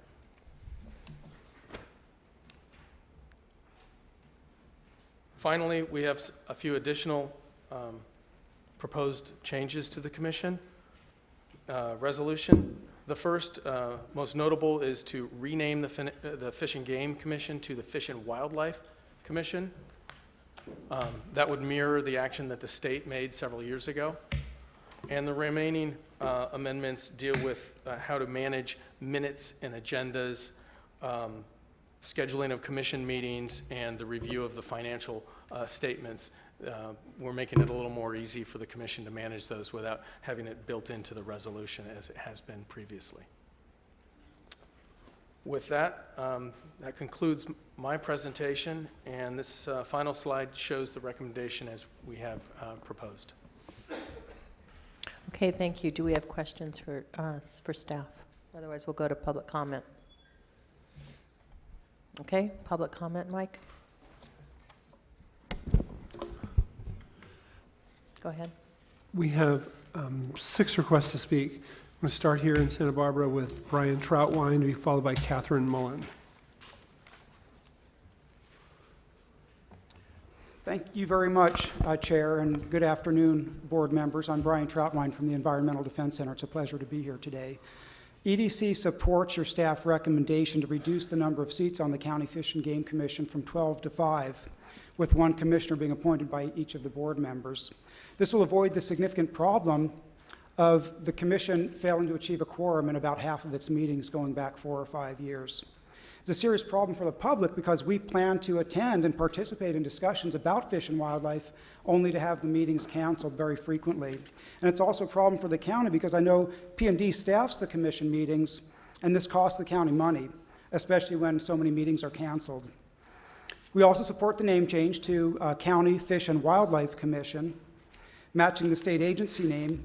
In fact, when the state Department of Fish and Game changed its name to the Department of Fish and Wildlife a couple years ago, we recommended that the commission's name be changed to reflect that change at the state level. We feel this change really will change the emphasis of the commission from focusing on hunting and fishing to one of managing wildlife for their benefit as well as for humans' benefit. We, of course, do not oppose hunting or fishing, but we believe the commission's focus should be on protecting the public's wildlife and habitat resources. Now, with 7 of the current commission seats representing different hunting and fishing and shooting groups and clubs, it's clear that the focus is on those activities.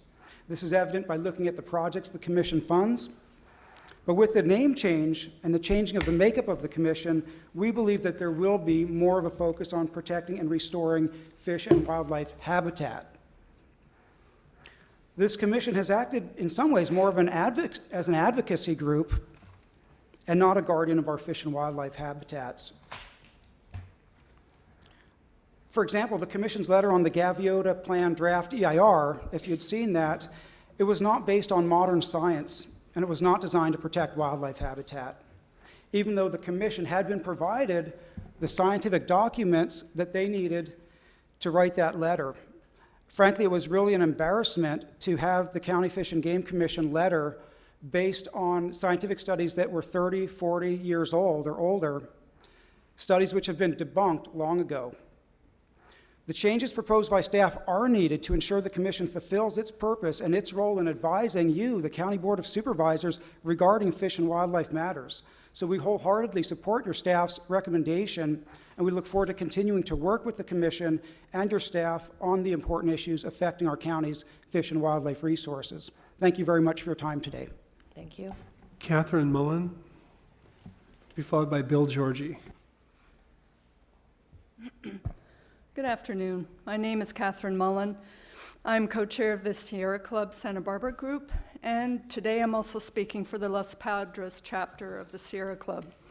We support the staff's recommendations to change the makeup of the 12-member County Fish and Game Commission to 5 members, and we especially support the name change to County Fish and Wildlife Commission. Removing the suggested 7 of the 12 seats will ensure the commission more frequently achieves a quorum and can actually conduct commission business. Changing the name to Fish and Wildlife will reflect a more positive perspective on wild animals and their habitats. They are not just game to be used for our pleasure, rather they are our neighbors that require consideration for their welfare. Hopefully in the future, the 5 commissioners who will now be appointed by the supervisors will be emboldened to preserve and enhance the habitats and environments that nurture our county's wildlife, and will work towards maintaining and improving the health and population dynamics of the fauna on our land. Thank you. Thank you. Bill Georgie is our next speaker, to be followed by Art Kavas. Before I start, I have a handout of the table up here. Is that sufficient, or would you all like one? Do you have, if you. Okay, let me.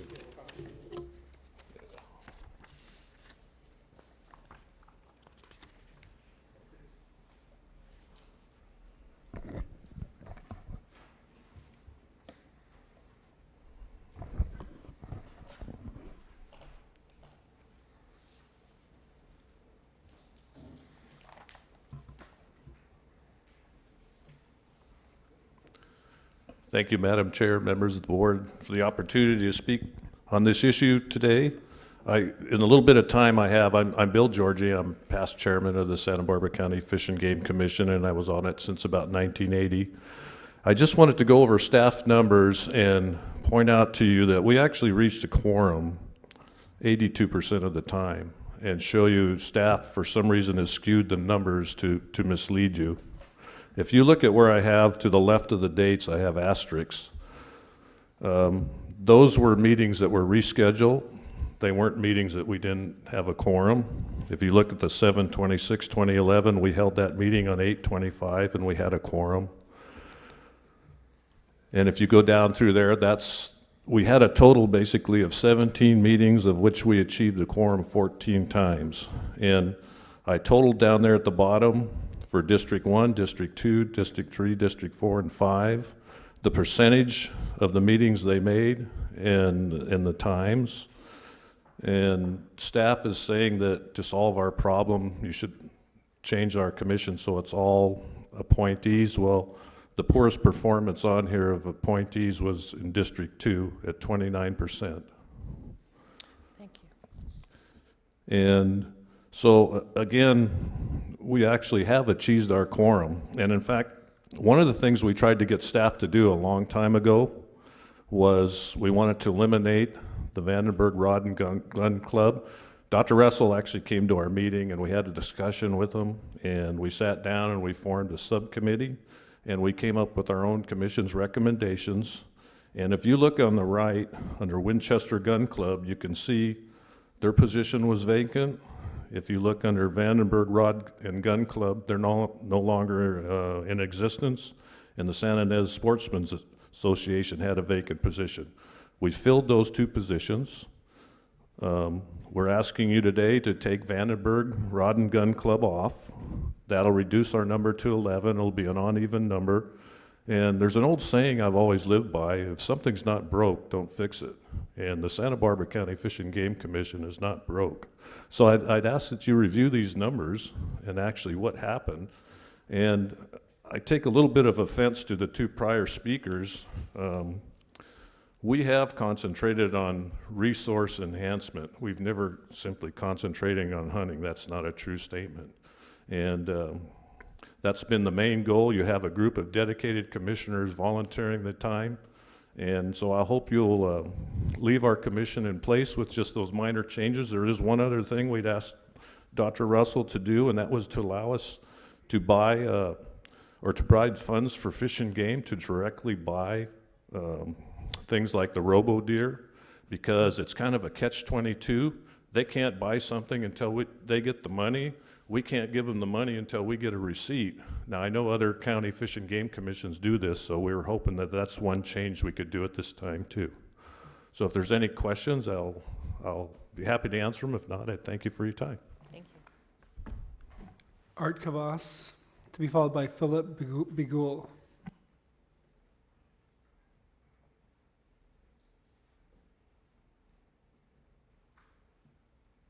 Stiff sitting there all day. My name is Art Kavas. Joined the commission 1 year after it got started. I was in the original discussions.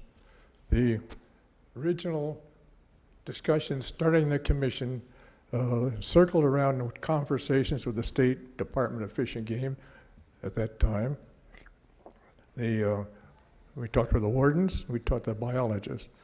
At that time and in these recent times, there have been shortages on their staff. The State Fish and Game Fund runs low. They have to reduce. Right now, I believe we only have one warden for the whole 2 counties, Ventura and Santa Barbara. We have experts in these fields, and we try to, and the original idea was to, let's get each club with their specialist to try to supplement the boots in the ground out in the field there. Whereas the Department of Fish and Game welcomed that. They wanted to get any reports on people we've found marijuana farms up there and reported it in. So we're back there. Our people out there hunting, and hunting is not a disrespectful sport, I might point out. It's been with our country since it was started. We are not avid hunters. We hunt for meat to eat, that's all. I can't remember when we talked about a good hunt or anything like that on our commission. We just don't do it. We get right down to business and talk about the things that are important to our mission, which is the habitat and trying to back up anything we can. We got a beautiful backcountry. It's a big backcountry, and we want to help preserve it as best we can. Now, in terms of the quorum bit, yes, in the last 4 years or so, we've had quorum problems, but that has stemmed from several reasons. Prior to that, we had a staff with Ruth Riverty. If we ran into somebody resigned or something happened, we handed it to Ruth, who was our staff person in planning. She took care of it. We didn't have to. We weren't expected to as volunteers. Since the new administration, which we try to work with, and we're getting there, slow but sure, but we have had a lot of difficulty just trying to figure out where we go. And I just want to say this, we're fully staffed now. There's no reason why we can't have a quorum, so the basic reason to dismantle would be, to me, facetious. Secondly, I want to emphasize we get a big leverage on our money. We have a very small budget, as indicated, but on many issues we issue money for, we've got 8 to 10 people, volunteers out there working with, the kids going on a trip. We supply that. We take the kids out on piers fishing. We go down there and the sea bass replenishment program in our harbor, we funded that for years. We were down there feeding those little things like that. Our people have gone up on trout plants up on the upper Sisquoc. We participate in the replenishment of stock. Thank you. Thank you very much. Our next speaker is Philip Begul, be followed by Susan Petrovich. Hi.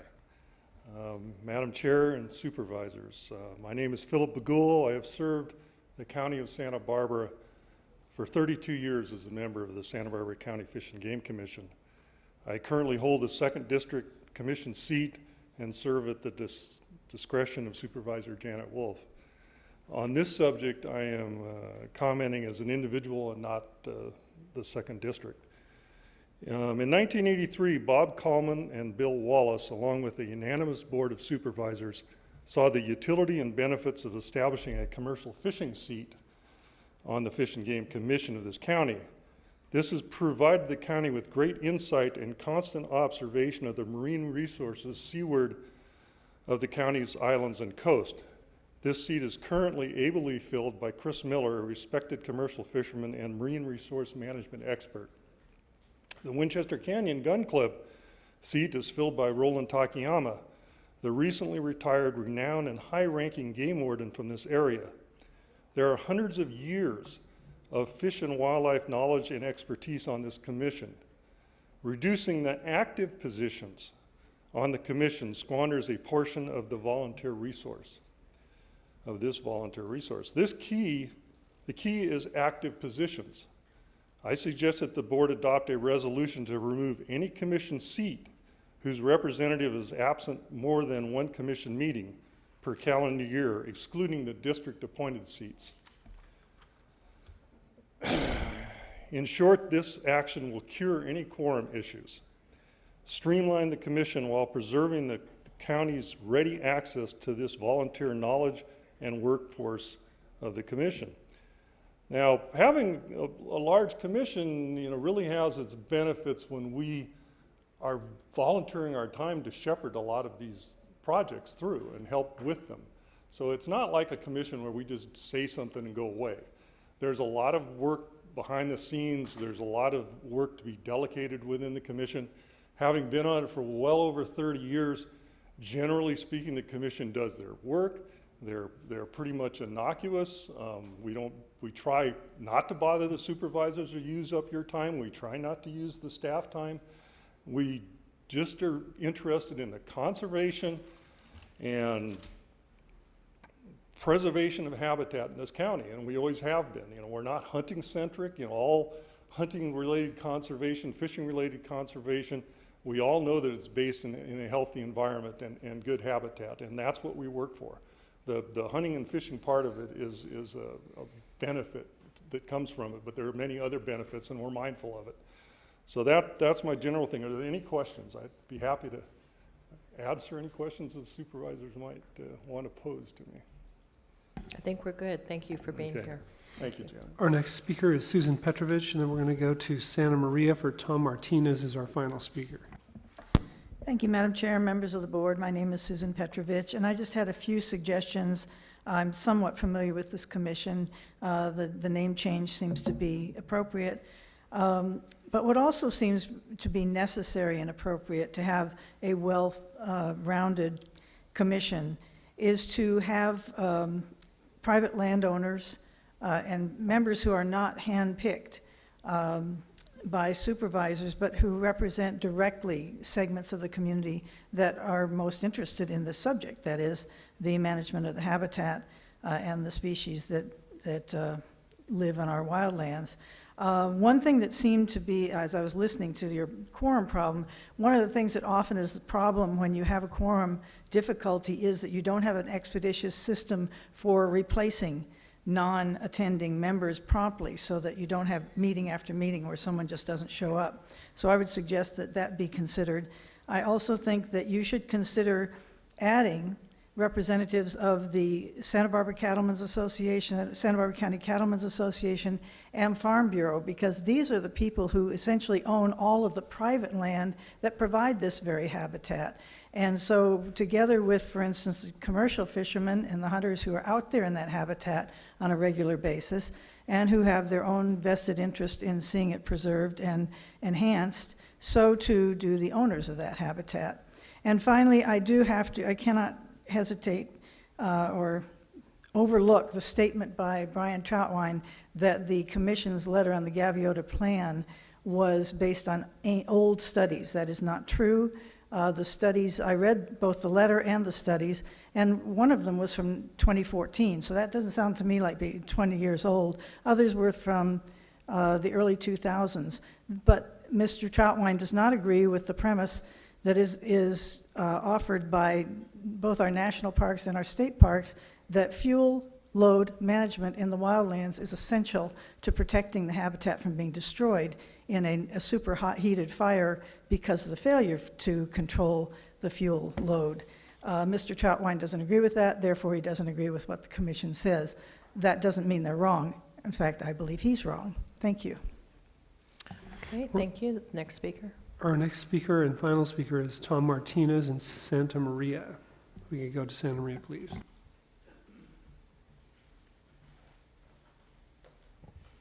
Madam Chair, board members, my name is Tom Martinez. I'm actually the currently vice chair, I guess interim chair of the commission, since our position has been replaced. I've been on the commission for 35 years, and I would say that the commission has operated most efficiently for the bulk of those years. We've never had any controversy regarding any of the issues before us, any of the expenditures, or the operations of the organization. The last 3 or 4 years, we've had difficulty with the various organizations filling their vacant seats. That has compounded the problem regarding the quorum. And again, I believe that has been resolved just within the last couple of months. We've gotten all of the positions filled, and I think that will alleviate much of the problem. We are in favor of continuing the commission as it exists by the simple fact that the diversity that is on that board commission gives us thousands of eyes out on the county that assist us in making our determination of what's occurring and issues that come up before us, whether it's habitat management, game management. As an example, several years ago, the Department of Fish and Game was recommending some doe hunts for Santa Barbara County. And each county has the opportunity to approve or deny these specialty hunts. Those of us that are hunters, there are a couple of hunters that are on the commission, felt that we did not have the population that could support doe hunting. The Department of Fish and Game does know deer counts, of any kind in the county. Their county is primarily located in the northern part of the state. So we recommended to the board at the time that they deny that hunt unless the Department of Fish and Game could provide us with statistics in terms of the numbers that they're counting out there. They never were able to provide that. I think there was 6 or 7 years in a row that they proposed the doe hunt. Eventually, they got tired of dealing with us because they knew we would not approve it unless they implemented deer counts.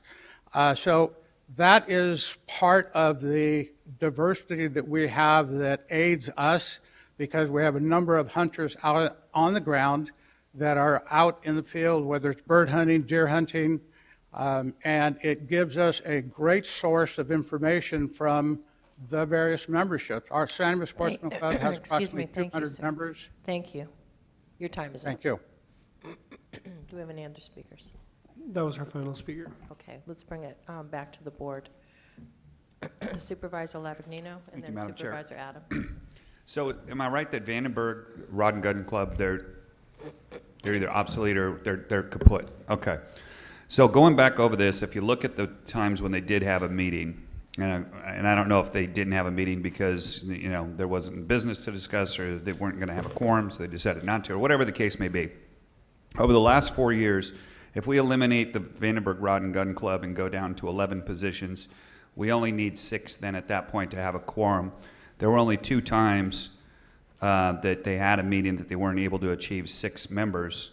And now that we have the Winchester Gun Club and Santa Ynez Sportsman positions filled, it seems like, you know, we might have fixed the problem that existed. I think Mr. Martinez brings up a really good point in that having a commission, sometimes it's a little bit difficult to herd that many people, but you know, I know his expertise is hunting. He doesn't know anything about, deep sea fishing or commercial fishing. And so it's nice to have that broad depth of knowledge there that a larger commission brings you. I would like to see us keep the commission, remove the Vandenberg Rod and Gun Club. You'd have 11 at that point. You only need 6 to get a quorum. And it looks like we have that many people. And I also want to say, I want to thank everybody that's come. I've seen many of you have been sitting here all day, and appreciate that. And also the fact that if you look at the people that are part of this commission, most of them have been on this thing for 20, 25, 30 years. So committed individuals that obviously want to do the right thing. And I think we should heed what they're telling us and move forward. Supervisor Adam? Is that a motion? Yeah, but I also want to cure the problem, which is it seems that if somebody's not showing up, without coming to the board, is there a way, Steve, to be able to eliminate somebody, or how does that work? Or is there an easy way to fix that? Chair, Supervisor Lavagnino, currently the Fish and Game resolution provides for your board to remove the member, but the Sportsmen's Association would still need to replace that member. So it's really upon the Sportsmen's Associations to provide members. Okay. Can I just make a comment? Sure. One thing that, you know, as I'm looking at this list and I find very puzzling, if it's okay to change the name to Fish and Wildlife, it just seems odd that we would have a member of, and I'm not saying anything bad about these clubs, but they do seem like they're very, Winchester Gun Club, Santa Maria Sportsman, Vandenberg Rod and Gun you're eliminating, Santa Ynez Sportsman, Santa Ynez Pistol and Bow. I mean, you've got to be kidding me. Those are like four of these assignments are related to guns, and I would imagine sport hunting. Well, you know, just that by itself is concerning to me. well, you know, So if it's fish and wildlife, I don't know how you have so many representatives that are sportsmen and gun clubs. that seems very destructive to me to have, I don't get it. And obviously this is not my area of expertise, but it doesn't make sense to me. I'd like to go back to the recommendations from staff because, it was pointed out that something about my commissioner being absent. But if you look at that, the 2 times that my commissioner was absent, where there wasn't a quorum, if there were only 5 members and you had the 1 member absent, which would have been my representative, you still would have had a quorum with 5 members. It seems much more manageable to have 5 members. All of these other groups can come to the meeting if they wanted to, but it certainly seems to me that an overabundance of gun clubs are part of this, if we call it fish and wildlife. It just seems totally out of whack. Are you calling, well, I have a feeling that that's why Supervisor Adam. I'm sitting up here. Yeah, I have a feeling Supervisor Yes. Adam is going to. Well, let me try to set inform res- you on something. It's going to be a little bit disturbing to you. Oh, I But don't know. we have to kill these things before we eat them. And we use guns a lot of times to do that, and that's why you have sportsmen You know calling what? themselves gun clubs and the like. So I don't know why you would be offended by that. Well, I was talking about why there is an overabundance of representation on Let me fish and explain that. wildlife. I just said there's 2 fishing groups, and 1, 2, 3, 4, 5 groups that deal with sportsmen or guns. So why is that? Why don't we have more representatives from the fishing industry or fisheries? I don't Well- know. I just think it just seems really. Probably Crazy. because, if I could answer that, probably because all the fines come from hunting and fishing violations. And so one of the reasons that these guys are doing this is so that they can continue to educate the public and particularly the youth. I don't think they're doing a good job if they just had their biggest fine. I'm going to They've call got for the some- Probably an question. oil I'm company. going to make a motion. Okay, make a motion. Oh, wait, we have This is not gonna Salud. get anywhere. We have Salud. Okay, well. Salud wants to Well, speak, and Doreen wants to speak. Okay, Doreen, go ahead. Well, I am concerned about, in effect, keeping the status quo minus 1 organization. It's the same organizations that have had difficulty making a quorum in the past. That being said, I'm not opposed to, adding a couple of positions on to the 5. And I was actually looking at the chart that Mr. Georgie gave us, and of the clubs that were there, the ones that were present the most were Santa Barbara Sport Fishing and Santa Maria Sportsman. So I'm just wondering about considering a 7-member group where we would only have to have 4 as a quorum, which would make it easier. It's 1 more than what staff is recommending of 3 of 5. It allows specific representation from 2 clubs, one that's a sportsman, one that's a fishing, one from Santa Maria, one from Santa Barbara, and it still has that representation from 2 of those groups that have been involved in the past. So that's something that I would offer up for consideration. Supervisor Adam. Well, I was going to make a motion that we change the name and we change the makeup to the following 5 district representatives: Santa Barbara Sport Fishing, San Ynez Valley Pistol and Bow, Santa Maria Valley Sportsmen's Association, and the Commercial Fisherman Representative. That is 9. And And- eliminating Winchester Gun Club? Yeah, I don't know who that all eliminates. It's, there's 2 seats eliminated. I don't feel. So I'm sorry, Madam Chair, Supervisor Adam. So in effect, you want to make it 9 and include the 4 that are on Mr. Georgie's chart that were present. Well, I'd have to compare this to Mr. Georgie's chart, but Santa Barbara Sport Fishing Yes. was the present guys. San Ynez Valley Pistol and Bow was always there. Yes. Santa Maria Valley Sportsman Association's always there, and the commercial fishing representative is always there. Okay, so that's 9, so that would be a quorum of 5 then. In the spirit of compromise, I'll second So the motion. that's 2 fishing and 2 of the the gun people. The gun people, yes. Okay. So do we have that? That's a motion, and Supervisor Carbajal made a second.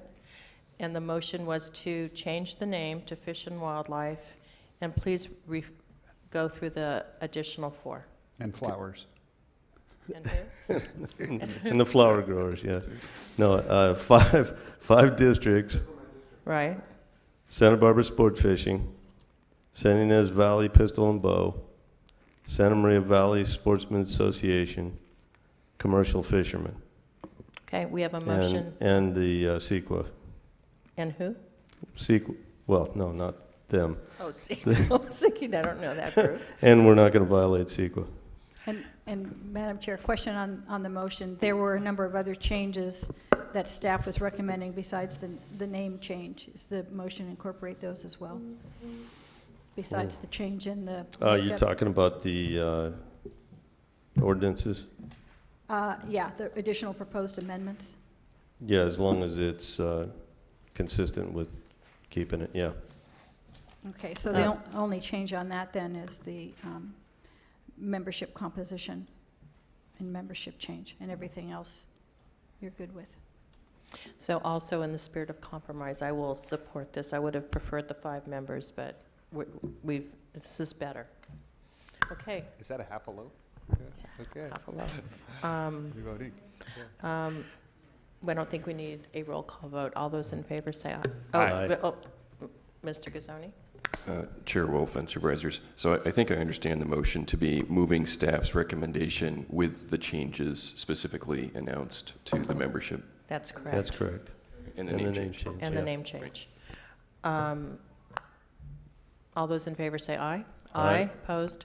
Passes unanimously. Thank you. Wow.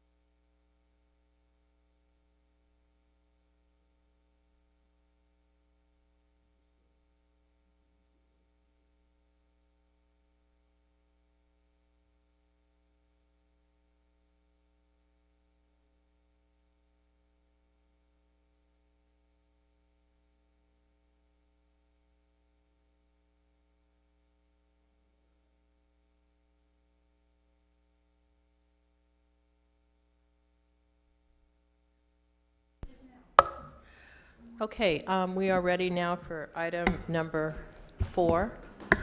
CEO Miyasato. Chair Wolf and Supervisors, I'm just going to kick this off because this is an interdepartmental initiative. So this is the first time this is coming to your board. It pertains to the Sustainable Groundwater Management Act, and it's coming to your board because it's providing information about this important legislation, but there is a resolution that we need you to pass today, and we'll talk a little bit more about timing of other actions that will be coming to your board. Tom Fayram from the Water Agency and Public Works and Glenn Russell from P&D will make the joint presentation. We recognize this is a very significant piece of legislation, and we'll be working on it in the coming months and years ahead. All right, thank you, Dr. Russell, or Mr. Fayram. Thank you, Madam Chair. We're going to sort of tag team on this presentation, so I'll start. Okay. The legislature finds and declares as follows: the people of the state have a primary interest in the protection, management, and reasonable beneficial use of the water resources of the state, both surface and underground, and the integrated management of the state's water resources is essential to meeting its water management goals. This is the first of several findings that introduced the Sustainable Groundwater Management Act of 2014, also commonly called SGMA. For me, it summarizes and highlights what is a fundamental change in how the state is approaching water management. California is the last state to address the management of groundwater at the state level. The Sustainable Groundwater Management Act of 2014 consists of 3 bills: AB 1739, SB 1168, and SB 1319. Together, these bills commit the state to locally controlled sustainable groundwater management. It provides tools and authority for local agencies to achieve groundwater basin sustainability over a 20-year implementation period. Its application is a requirement for all medium and high priority basins as identified by the State Department of Water Resources, but it could be applied to other lower priority basins as well, or even areas that are outside of basins. Although the county could decline to participate in SGMA, the law presumes that counties will play a key and lead role, and it is our recommendation that the county accept this important responsibility. This presentation will elaborate the reasons for this recommendation. This chart lays out important future SGMA dates. The 2 that I think I'll just focus on right here are March 2016 is when basin boundary adjustment applications are due, which is really the main reason we're here today. And then June 30th, 2017 are key, is when the GSA needs to be, the GSAs need to be formed. So those are, we're not asking for GSA formation today, we're just asking for the authority to apply for basin boundary adjustments, as Mr. Fayram will explain. So the basin priority, as described by the state, is based on several criteria: population, the number of wells, irrigated acreage, and then also reliance on groundwater as a primary source of water, and then other impacts to groundwater, which include overdraft, land subsidence, and water quality degradation. Those are the criteria that they define the basins that meet the medium or high priority. So the undesirable results include chronic lowering of groundwater, changes in storage, degradation of water quality, as I mentioned, and then land subsidence that has been measured like we measured in Cuyama. Also surface water depletions that have significant and unreasonable impacts for beneficial uses. Formal regulations for the management plan are expected to be available in June of 2016. So participation in SGMA is not required from several groups, including the ones listed: federal government, recognized Indian tribes, and also from previously adjudicated basins such as Santa Maria and Goleta. And also those basins that are designated as low priority by the Department of Water Resources. And also what's called de minimis extractors, or like single-family homes, or those that would produce less than 2 acre-feet a year, would also be exempt from the requirements of SGMA, but could be required still to meter and pay pumping fees if that's what the plan were to develop, and also would still have to report its use to the state. And now I'm going to talk a little bit about groundwater sustainability agencies and the groundwater sustainability plans that they will be developing. Groundwater sustainability agencies, or GSAs, are agencies formed to address sustainability for a particular groundwater basin. A GSA is made up of a local agency or combination of local agencies that overlie a high or medium priority basin. Although the law presumes that the county will be a member of any GSA, should the county decline to take on that responsibility, any agency located in the basin that has water supply, water management, or land use authority can become the GSA. GSAs will have significant land use authority over issues related to groundwater. Assuming that the county does decide to participate in the formation of a GSA, we anticipate significant roles for both the county water agency, planning and development, and county council, in addition to input from other departments as well. As I mentioned, a GSA will have significant regulatory powers, but the Act states that a GSA does not have the ability to determine water rights. There is some flexibility in how a multi-agency GSA can be set up, and we anticipate that GSAs in the county will all be multi-agency, including the creation of a joint powers authority or through the use of a memorandum of understanding. In addition, there's a requirement to accept input and consider the interests of stakeholders in the basin who are not formal members of a GSA. SGMA gives the GSA a variety of tools for managing groundwater sustainability. And these tools, I think, speak to the issue of land use authority, which GSAs will have. They can require registration of wells, require measurement of groundwater extraction, require annual extraction reports, impose extraction limits on individual wells, assess fees to implement local groundwater sustainability plans, and, as we are requesting today, request revisions to basin boundaries. A GSA creates a groundwater sustainability plan, or GSP, for each of the medium or high priority basins. The goal of the plan is to achieve sustainable conditions within 20 years by about 2040 or 2042. And these must be approved by the state by 2020 for critically overdrafted basins and 2022 for other basins. Previously adjudicated basins, such as the Goleta and Santa Maria basins, are exempt from the requirement to develop a plan, but do have annual reporting requirements. A GSP must include a variety of technical groundwater information, including those subjects listed on this slide. In addition, a plan must be consistent with the general plan. Future general plan amendments will also be reviewed for consistency with sustainability plans by a GSA, so we anticipate some general plan work in our future. Dr. Russell, can we implement a GSA tool, one of those tools that was on the earlier slide, slide 10, even if we don't have a plan? Madam Chair, that's a very good question. It's my understanding that in order to have those tools, you must formally form a GSA. Okay, but do you need a plan? I believe the answer is yes. But the regulations for these plans will not come out until June of the upcoming year. And so exactly what those regulations are going to look like remains yet to be seen. Okay, thank you. The state also has significant authority both in terms of review and possible intervention. The state may intervene if an agency is not formed or if a sustainability plan is found to be inadequate. In either case, the state may then designate the basin as being in probationary status.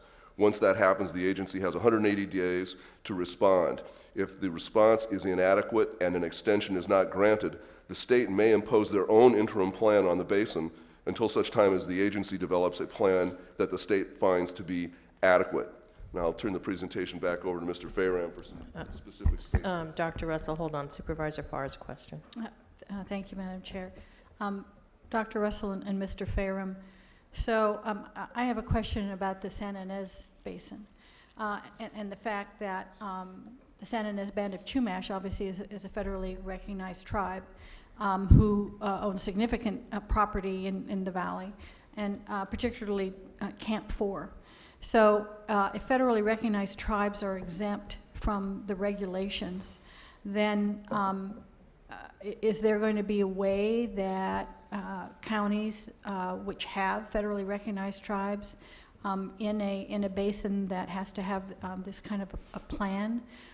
I'm just not sure how we navigate that.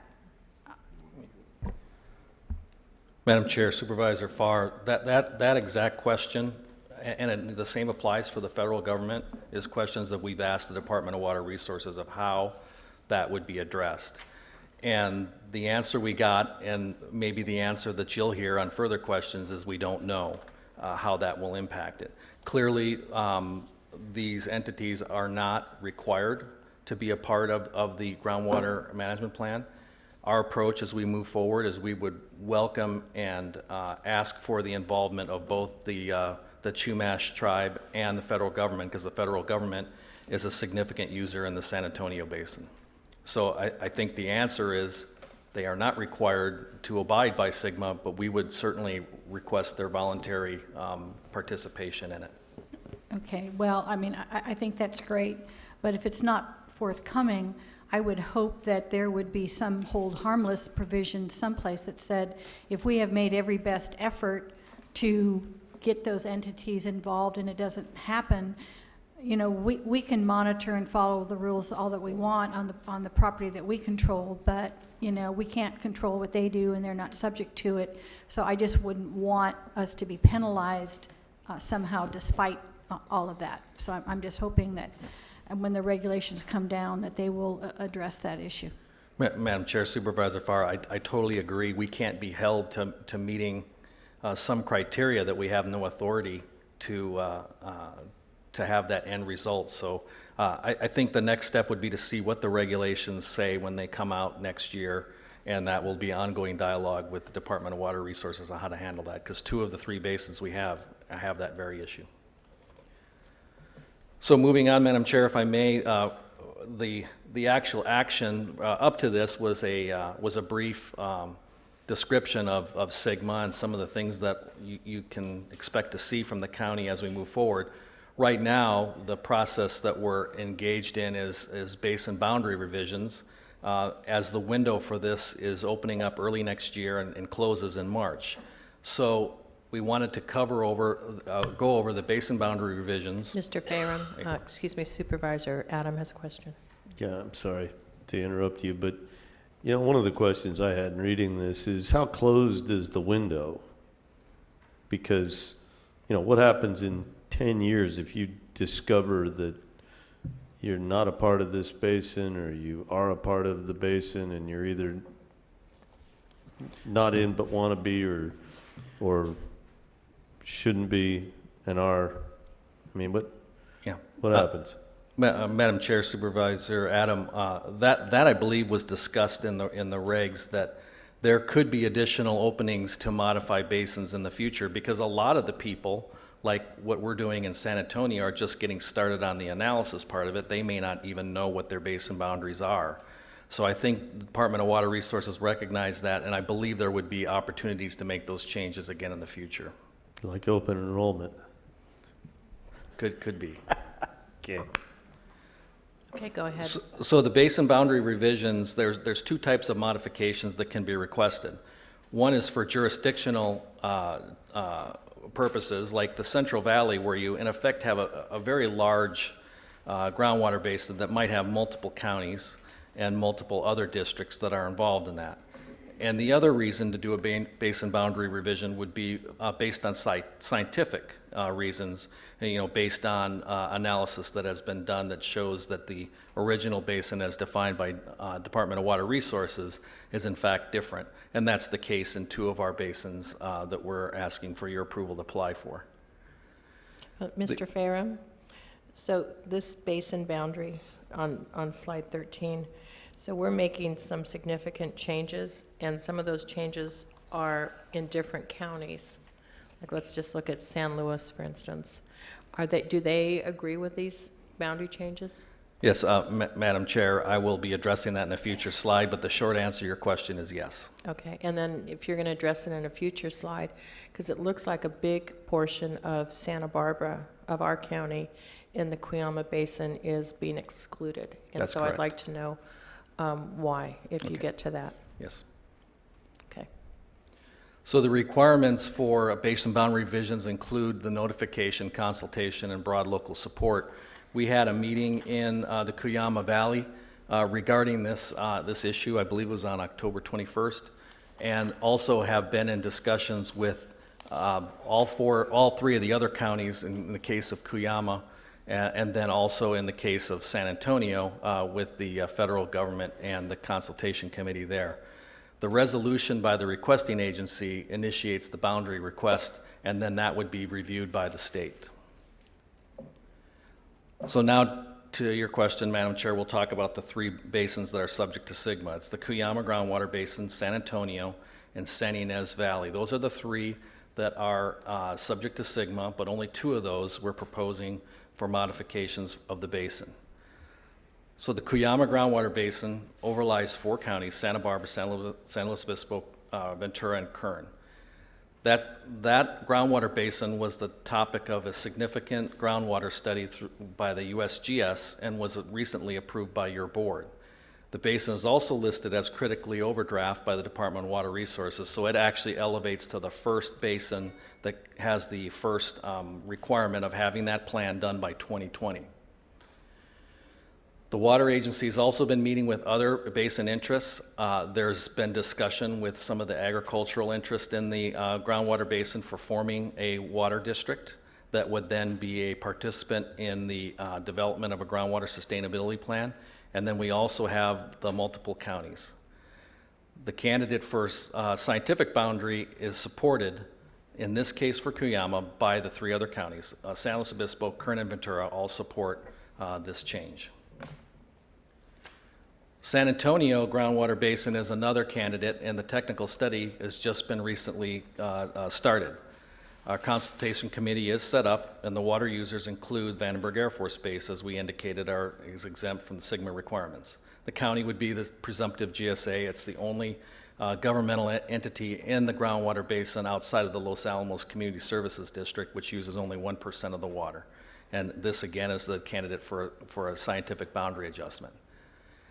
The San Ynez Valley groundwater basin is actually a consolidation of multiple groundwater basins, and in working with the San Ynez River Water Conservation District, or also called the Parent District, covers a lot of the groundwater basin areas within the San Ynez River or the San Ynez Valley groundwater basin. There are some areas that are outside of the district, the Parent District, which would require the county's involvement, and as well as areas inside the Parent District boundary. It would be likely that the Parent District would likely want to be a GSA along with the county because they already do a lot of groundwater management activities within that groundwater basin. I will say also that the San Ynez Valley groundwater basin, in reviewing the boundary with the San Ynez River Water Conservation District, we believe the boundary is sufficient as it stands. I might go back and look at individual basin boundaries really quick for the change. Looking at the Cuyama that's shown on the screen, the yellow line is the proposed basin boundary, and is that boundary that is the basis of the USGS study that was completed just over a year ago. It does consolidate the basin, but that's based on the findings of the USGS of where the primary interaction of the groundwater basin is, which is inside that yellow line. On the San Antonio groundwater basin, again, it basically makes some changes in the upper end of the groundwater basin, but for the most part, it stops at the western end, which is known as the Barca Slough, which is a physical barrier beyond that point, and Vandenberg Air Force Base lands to the west without any significant groundwater-bearing features. So those are the reasons for those 2 basin boundary revisions. Now back to our recommendations. Just summarize, we request you receive and file the presentation on the SGMA, the Sustainable Groundwater Management Act, and adopt the attached resolution that designates the Water Agency as the responsible agency. And then I'll mention the next steps. We're not requesting GSA formation at this time. That's work to be done. We will return to your board for further action as necessary for the formation of the GSA. And the plan regulations are expected in June, and they'll give us a better idea of exactly what we're supposed to comply with. And with that, Dr. Russell and I are available for questions. Mr. Farum, I'm not sure if you answered this, but if we do these boundary changes, we submit it to the state as an application, and then we wait to hear back from them before we do the GSA. Madam Chair, that is correct. Okay, and what's the timeline for that? The basin applications are due in March. I think March 30th. It was on the slide earlier. I think March 30th they're due. I don't know how long the state would take to review that. I would hope it would be fairly quickly. In both cases, I think there's very solid technical reasons for doing these adjustments. So okay. I can't speak for the state on how long they would take.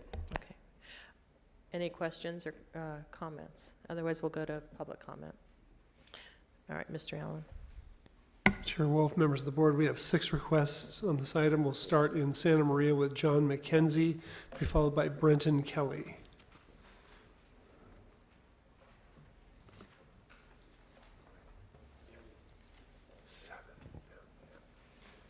Good afternoon, Madam Chair and supervisors.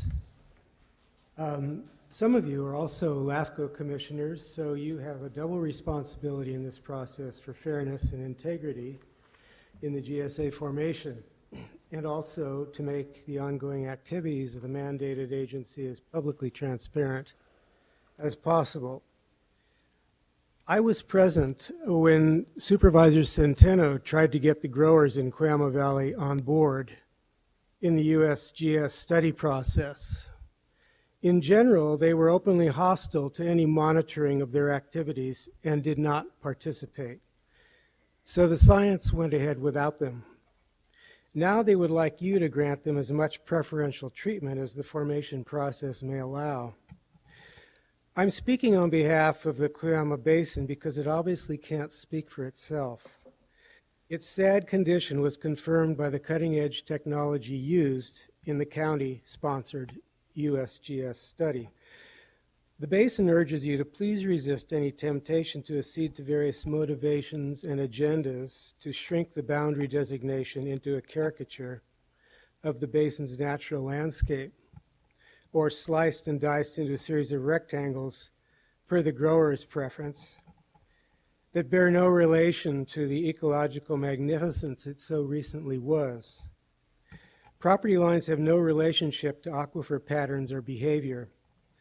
The state legislation does not intend for so-called fringe areas to be unmanaged, and further, that in high and medium priority basins, any county neglect would be subject to SWRCB intervention. Let's not take shortcuts. The commodification of land and water has resulted in the nightmare scenario we face, and now hope to correct as California finally faces off with the special interest monopolies' excessive use of the state's available resources.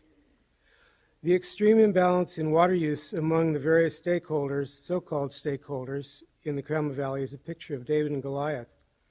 Out-of-county and out-of-state agricultural corporations are water mining the cheapest ag water in the state here in Cuyama. They have an economic concept of sustainability that's very different from any natural balance. When 2040 rolls around, this basin will not have achieved a natural balance if the business model of industrial monoculture on this scale has prevailed. That model you cannot regulate, so your job is to do the best you possibly can to enforce the criteria that comes from the state, as it most likely will continue to evolve over time to meet the real-world conditions we all must face. This will include preventing any private interest group activities operating relatively unobserved within this GSA once implemented. It's still the Wild West out in Cuyama. The beginning of the ongoing GSA process needs to be fully fair, public, transparent, and democratic as possible. Thank you. Let's avoid compromising. Thank you. Our next speaker is Brenton Kelly, to be followed by Roberta Jaffe.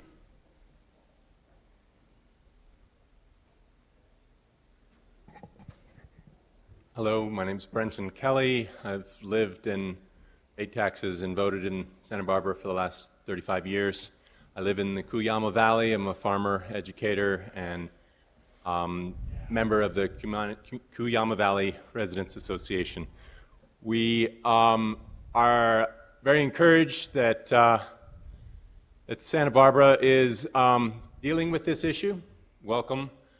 We're the last state, as Tom mentioned, in the union to address groundwater regulation. It's a long time coming and it's a big battle, and I encourage you all to stick with it, pay attention to what's coming. This is not something we've ever done before, and it is one of the major changes in land use in the county. So appreciate your time with this. I wish to speak in question about the shrinking of the boundaries. I'm encouraged that the county wants to take lead agency in the formation. I think you should. I think that's well and prudent. With the reduction on the size, I understand there's several reasons why the USGS survey was within the boundary. Some of those are expeditious and economical, and some political interests, along with some science. But a lot of other issues drew that line. 5 years ago, it looked very different than it does today. Just driving here today through the 166, there's now 2,000 more acres plowed in the western section of the valley just outside of the new designation. I don't believe if this were the situation 5 years ago that we would ever have left the western section of the valley out of the survey, given the extraction that we can expect from the groundwater in the coming of this orchard or vineyard going online, where there was previously no irrigated land and rangeland. This is a major land use change outside of the border that you guys are shrinking the basin to, and it's a concern for what is going to happen when just outside of our critical basins we tip the balance to become critical basins because of the lack of good management outside of a bureaucratic line. I would encourage some consideration of what's going to happen on these fringe areas that now we can see are kind of a grab at the time. There are now a bunch of wells going in right outside the boundary, assuming that the regulations will be laxed outside that boundary than they will be inside. Major concern of ours. Lastly, I would just like to bring notice to the name on the law and to keep an eye on our own personal understandings of what the word sustainability might include.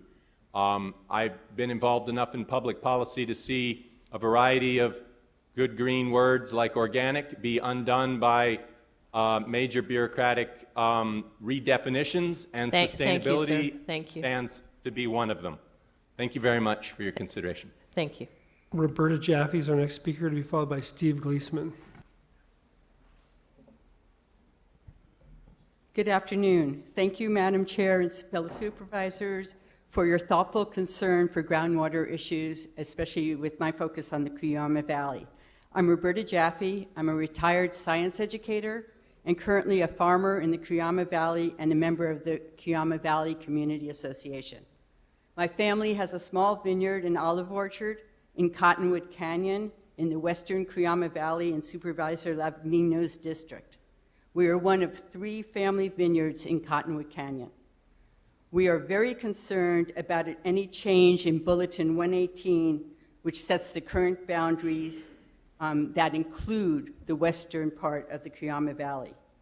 As the USGS study was being completed in 2012, Harvard University's Endowment Fund invested in 10,000 acres of non-irrigated ranch land in the western Cuyama Valley. This includes both Santa Barbara and San Luis Obispo counties. Their plan is to convert this non-irrigated rangeland, formerly part of the Russell Ranch and then the North Fork Cattle Company, to a large-scale intensive vineyard. Between May 2014 and March 2015, they received 12 agricultural well drilling permits from Santa Barbara County. They began drilling wells 1 year ago. In the past month, they began preparing acreage on the south side of Highway 166, all in Santa Barbara County, from Cottonwood Canyon Road east to the Russell Fault. That's all currently within the boundaries as defined in Bulletin 118, and it's what's being proposed to be taken out of the Cuyama Valley Water Basin boundaries. Not only will this vineyard be using thousands of acres of feet of groundwater every year to keep their vineyard growing, this area, the low point in the valley, is prone to late spring frost. Their frost protection will most likely be overhead sprinklers, which will need to go on the entire vineyard acreage all at once. Harvard will be doing their best to protect their investment. Who will be protecting our groundwater? We believe that we need to remain included in SGMA for the Cuyama Valley. We are concerned as Harvard University continues with its vineyard development, it will overdraft and deplete our own aquifer and cause undesirable results for the 3 small family vineyards in Cottonwood Canyon, as well as the other family ranches in the western part of the valley. In conclusion, isn't there both an environmental benefit, in other words, ensuring groundwater into the future, and an economic benefit, Harvard's water use assessment helping pay part of the cost of groundwater sustainability? Thank you very much. To keep our boundaries with Bulletin 118. Thank you very much. Thank you. Steve Gleasman in Santa Maria, then we're going to come back to Santa Barbara for Jeff Young. Madam Chairman, Board of Supervisors, thank you for taking this issue on. I'm Steve Gleasman, an emeritus faculty of ecology, especially applied to sustainable agriculture at the University of California, Santa Cruz. I'm a member of the Cuyama Valley Community Association, and I farm with my family a small wine, grape, and olive operation in Cottonwood Canyon in the western part of the Cuyama Valley in Supervisor Navagninos district. As both a scientist and an active farmer, I want to raise several questions that need answers about the inclusion or exclusion of the western part of the Cuyama Valley groundwater basin from SIG. We've tried to hand you a couple handouts. One is a map from a study in 1982, but I realize it came out pretty fuzzy. We may send that to you in another format. And it's a pretty interesting map done on a study in the 1980s that mapped that Russell Fault, the one that we've determined to be a block to movement of water from the eastern part of the basin to the western.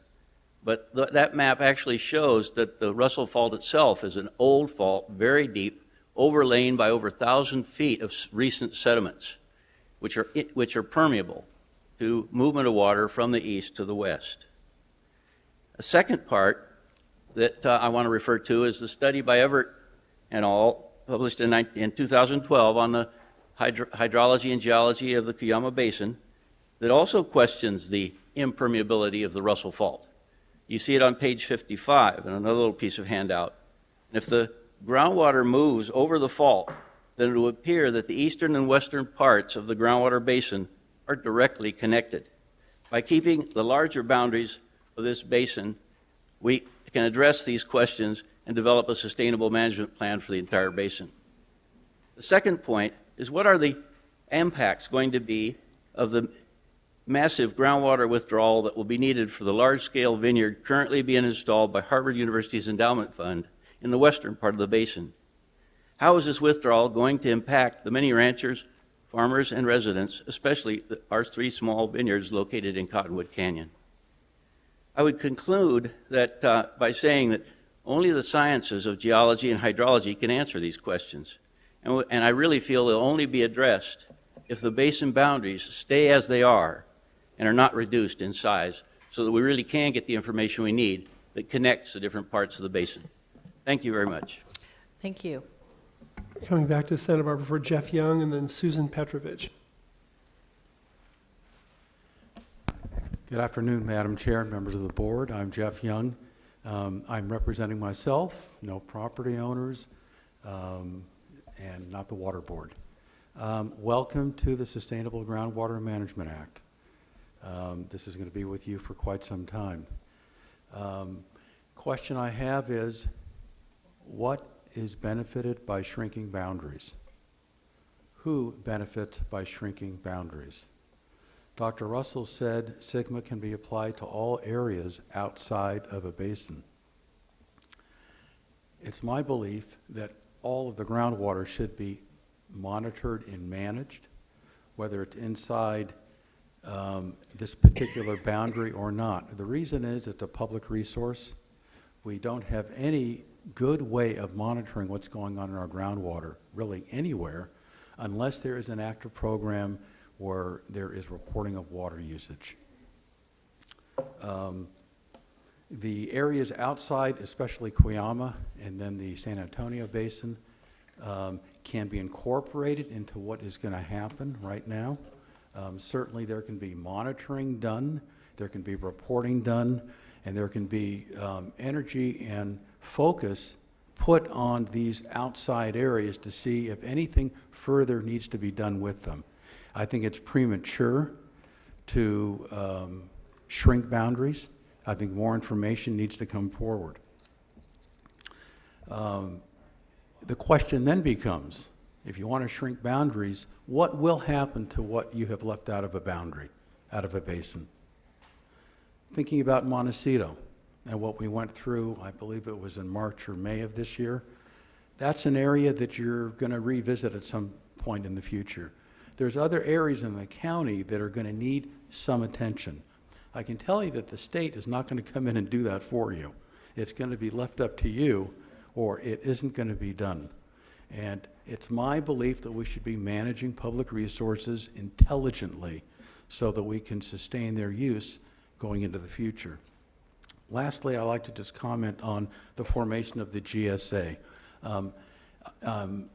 I'm glad that staff is taking the initiative to become a responsible party or agency to go forward with the boundary changes. I don't like the boundary changes, but I like that they've agreed to take that initial step. I would like to make sure that staff is on board with the county becoming the GSA for the Cuyama Basin. I've only heard that they'll be coming back to you at some point in time. I don't know if that means that they're going to be electing to actually move forward and become the GSA for Cuyama. Thank you very much. Thank you. Susan Petrovich to be followed by Jean Zanin. Madam Chair, members of the board, my name is Susan Petrovich. I would urge you to apply for this boundary change. The DWR representative who spoke at the Cuyama meeting made it very clear that when they designated the boundary, they had a very large map with a lot of property, so every property, every valley, every feature on that map was very small. So they were using topographic features as best they could identify them and drawing the lines. That's what DWR does a lot, and they have to. They've got a lot of land to deal with. They did not by any means rely on specific science. It was guesstimating.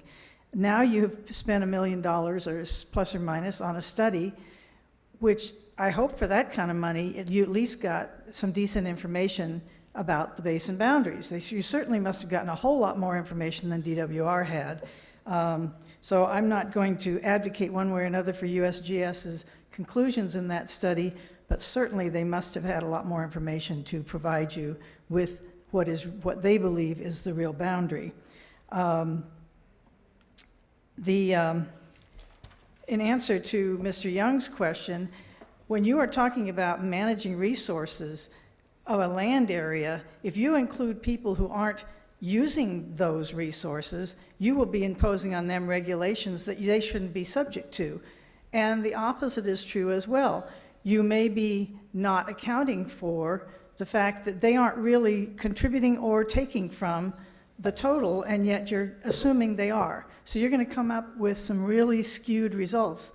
The idea is to figure out who's using the water, where is that water, and how can we manage it. So you don't want to have other players who aren't really involved in that management. I agree that we're going to have to figure out what to do with everybody who's outside basin boundaries, but that doesn't mean that we redefine our basins to include people who don't belong there, because it's not fair to them. I think they may be short-sighted in their desire to be included in this regulation when they don't have to be.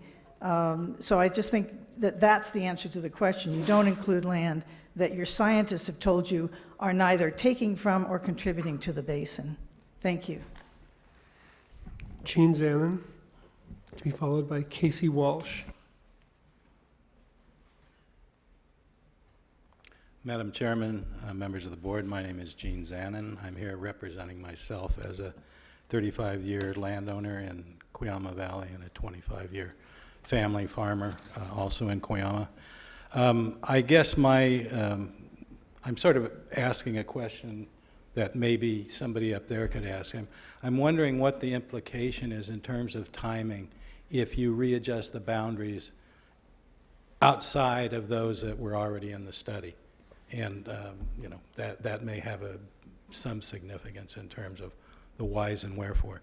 In a general sense, this is a huge deal.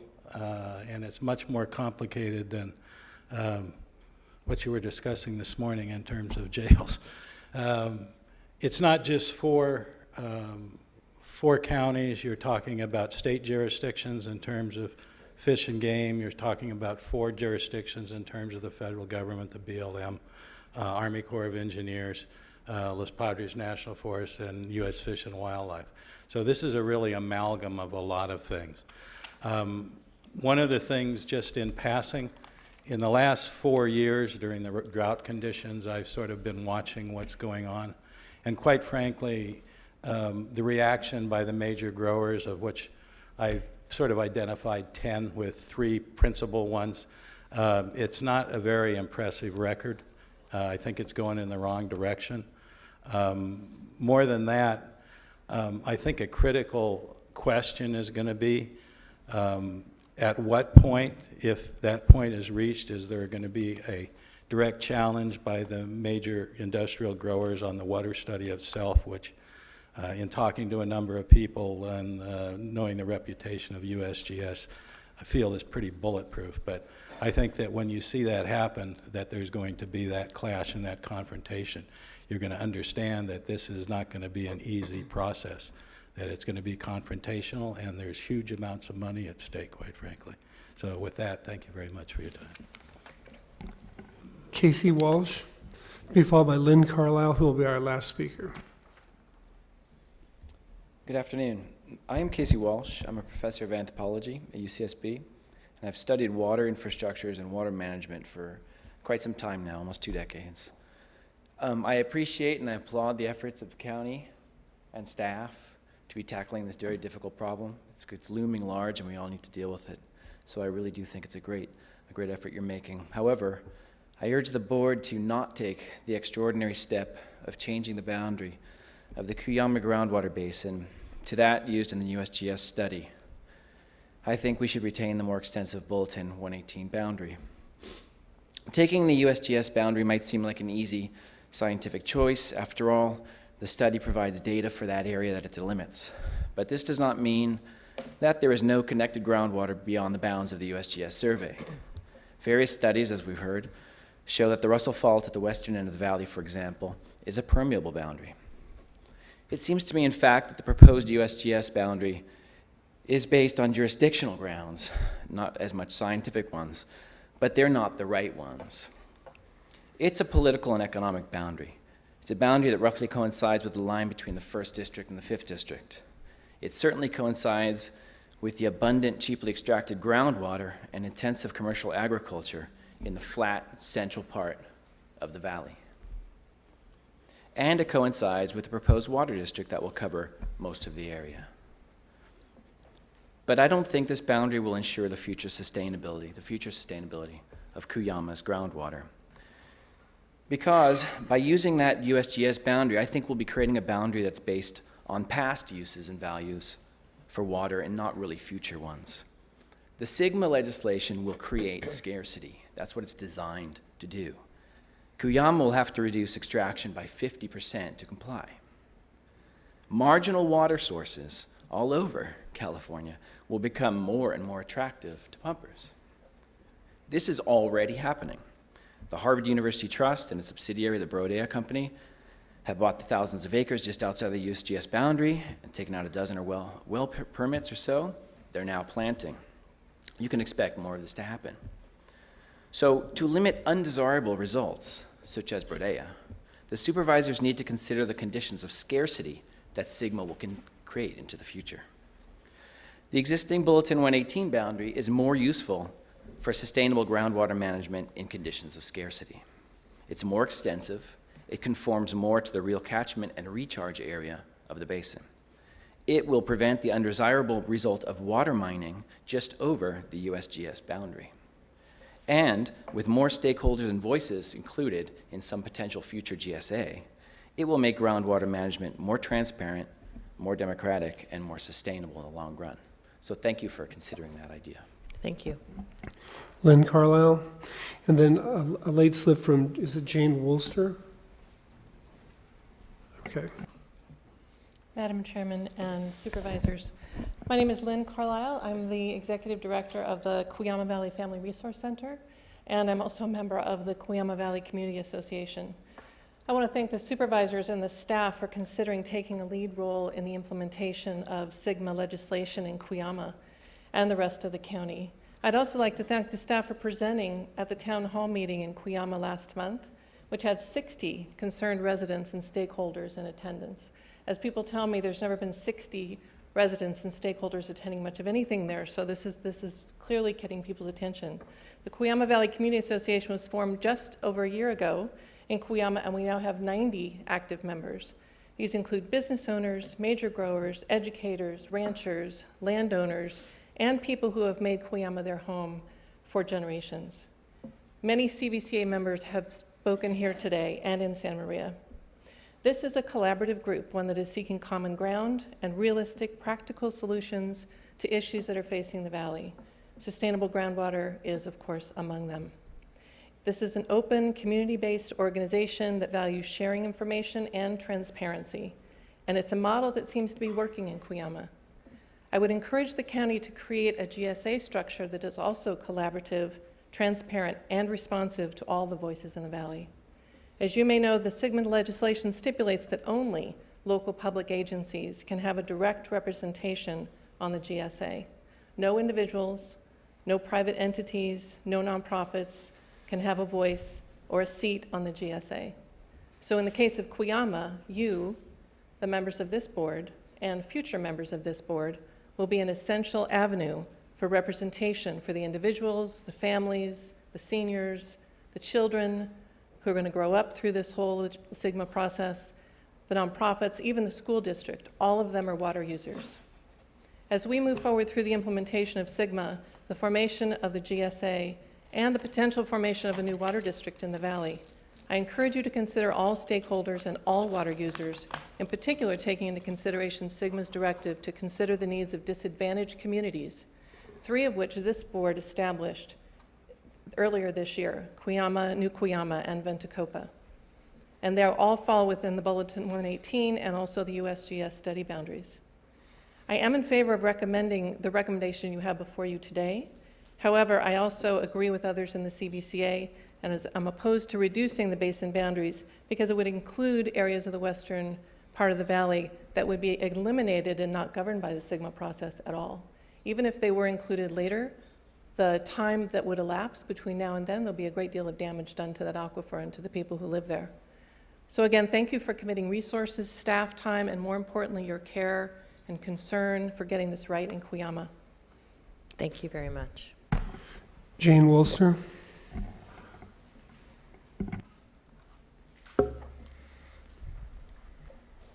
Good afternoon. I'm Jane Wooster from San Lucas, California, and I represent Caliente Ranch, Cuyama. This is a ranch owned by the Russell family. We've had it for 75 years that we've been out there in the valley raising cattle. I decided to speak to you because I wanted to clear up one thing that somebody testified to. They said that the boundaries were political and that essentially the boundary was at the end of where the ground was farmed. And I'd like to point out that the new basin boundaries actually go past the irrigated farming ground and includes about 16,000 acres of grazing ground that isn't farmed. So I don't think that boundary is political. As far as the basin goes, I haven't really decided how I feel about this. But as I look at the hydrology and I see on the eastern end of the valley, the irrigated farming pulling from an area that is far below my ground on the western end of the valley, is they pull from on the eastern end from a greater depth than I pull on the western end. And I'm trying to kind of figure out the hydrology for that. And so I'm not sure. I don't believe that this basin should be even smaller. So I think that's a consideration. I think we need to really rely on the hydrology. Thank you. That's the last of our public speakers. We'll bring it back to the board for questions. Supervisor Farr, Supervisor Lavagnino, and Supervisor Adam. Thank you, Madam Chair. So, obviously, the most public comment we've had today has to do with the Cuyama Valley Basin. So again, just so I'm clear, in the map that we have, what came to us from the state is the turquoise line, but we are proposing the yellow line because that was what was already studied and what we have the money on, and also the other 4 counties involved agree with that boundary, different than what DWR gave us. Madam Chair, Supervisor Farr, that's correct. Okay.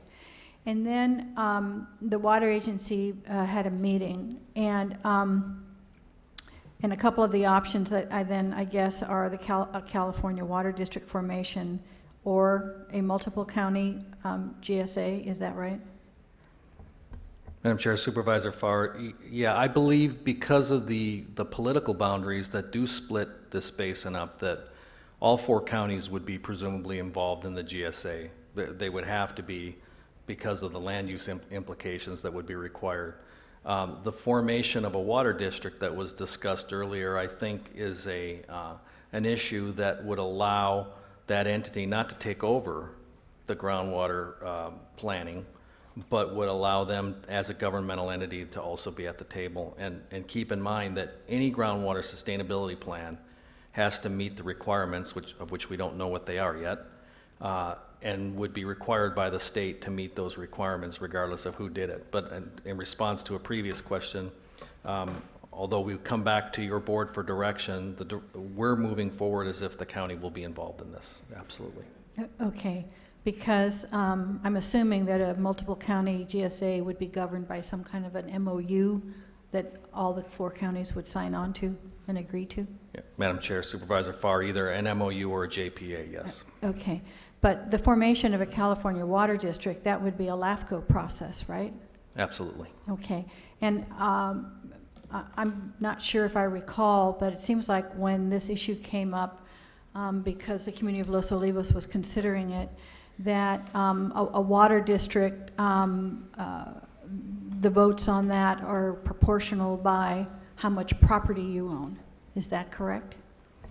Madam Chair, Supervisor Farr, I think it can be set up a couple different ways, but I believe the way they're setting that up is as you described, although Ms. Petrovich, I think, are you still involved in that? She might be able to answer what the current thinking is on that if you want that clarified. Well, that always concerns me. And so I would hope that obviously this would have to come back to the board before any final decisions were made. The county doesn't need to have a strong role here. And I'm always concerned about proportional voting. Thank you, Madam Chair. Thank you. Supervisor Lavagnino. Thank you, Madam Chair. I want to thank everybody that came out from Cuyama. I know it's not easy to show up at these hearings, whether you're in Santa Maria or here. I guess you would say we're kind of out of the way. We're heading out here, so. But I just wanted, Mr. Fayrem, if you could just touch for a second on the science of the difference between the 2 basins, the way it was originally drawn and the way we, we're looking at it now. If you could throw that into layman's terms that I can understand, I'd appreciate it. Sure, Madam Chair, Supervisor Lavanino. And we've had discussions with the Department of Water Resources on this. And generally, these basin boundaries, as shown, were developed in the 1970s. And they were often developed from a topographic map and maybe a geology map that would show, where water would go and would be in existence. And while this doesn't say that there's not groundwater in the areas that we're proposing to be removed from the groundwater plan, because there is, but it defines a groundwater basin as a truly interactive element, as the USGS did in that study. And areas of Cottonwood Canyon are approximately 15 miles west of the township and down gradient as well. So again, as a functional unit, if those 2 were interactive, now I don't dispute that there could be overflow out of the basin through a porous fault, but would extraction from the western part interact with the eastern part? And I believe the answer to that's no. Otherwise, the USGS would have included in that, especially if it was a significant significant participation of the water budget. That's the other problem that we have here, is we have a plan that has developed a water budget. You have to have a water budget in order to develop a groundwater sustainability plan. If we were to include that western area, I don't know how we would develop that water budget. And also, I would say that these boundaries were formed long before there was even a notion of SGMA. So it was based on an independent review of what we think this groundwater basin is. Otherwise, you could be critical and say, well, you jimmied it this way because you wanted it to look that way for whatever reason you want. When this was done in 2007, there was no consideration of SGMA. Well, I would just say my opinion too is it's obviously obvious. It's obvious to me that it wasn't over political lines, because we do carve up 4 different counties. I mean, if we were going to make it, it would be, we would have made it a lot cleaner than this, I can promise you. Supervisor Adam. Yeah, I know that country intimately well because my family's had a ranch out there since the 40s. Right, Cottonwood Canyon is the line, and I'm not a geologist, but I'm gonna go out on a limb here and say that the Cottonwood country gets its water from up the Bates Ridge. It's coming down. There's many springs in that area, and it doesn't make any sense.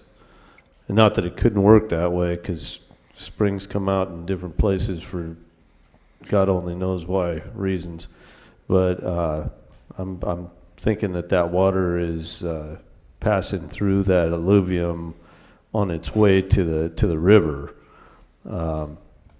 It's not coming back up the Cottonwood Canyon from anywhere else in that basin, and in fact, I think that line is certainly a geologic line. It's not a political line. So I'm real comfortable moving staff's recommendations here. Okay, we have a motion and a second. I just have a question or so, or maybe a couple. The reason I raised the question was early on, it didn't make sense to me that we were condensing the area.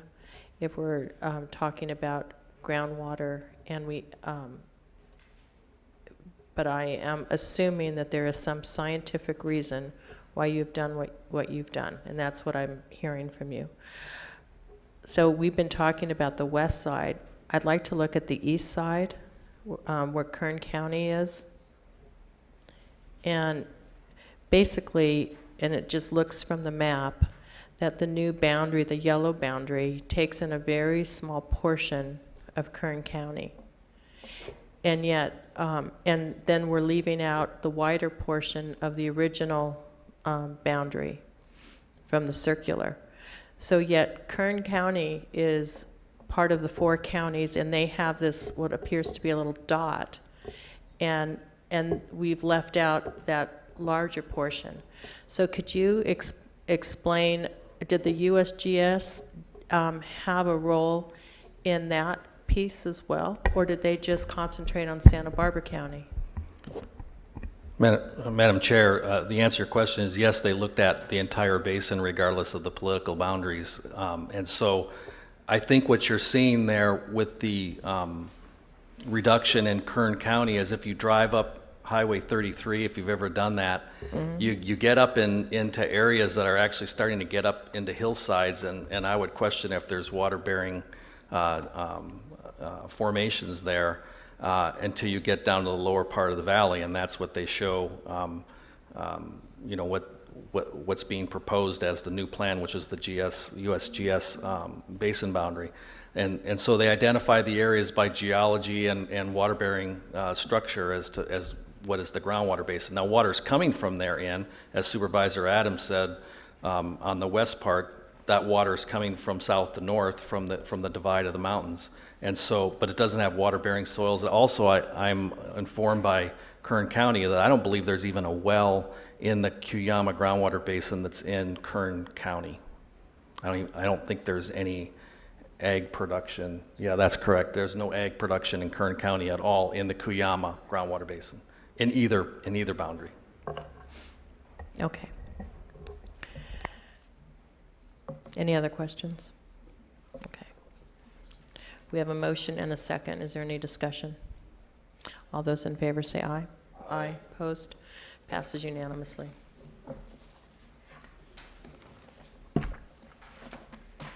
And I guess, Mr. Fairham, you'll let us know when we get a response back on, as to our application.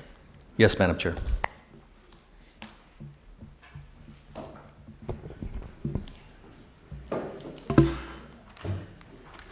Okay, Ms. Nisich, if you can condense as much as you can, we would appreciate it. Mr.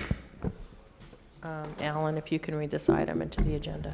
Into the Chair record. Wolf, members of the board, item 5 is from the County Executive Office. It's a hearing to consider recommendations regarding the draft 2016 legislative platform. Okay, Ms. Nisich. Yes, good evening, Madam Chair and members of the board. I'm joined today by Joe Toney, our fiscal policy analyst. He's played an integral role in coordinating and working with the Legislative Program Committee and developing the information before you today. In the interest of time, as you've mentioned, I believe we're going to highlight perhaps just the new platform items, if that works for our board. There's many repetitive platform items. So perhaps in the interest of time, we'll just focus on those new items and some changes to our actual principles. Okay, that's fine. All right. Chair and members of the board, with that, I'll give you a little bit of context. This is our first draft of the 2016 platform. We have 7 principles that guide its development, 3 strategies that planks follow, and 41 individual planks that are proposed policy positions for the county to take that we'll review. And quickly, to give you context on our development timeline, we started in the summer. August 3rd was the first review of the timeline principles and identify any needed planks by the Ledge Committee. September 14th was the first review of all planks. November 2nd, the first draft of our platform was reviewed by the committee. And today is the first review by the full board. We will try to incorporate any suggestions for the committee at the December 7th committee meeting, and then bring this back to the board in January for adoption, tentatively scheduled for January 19th.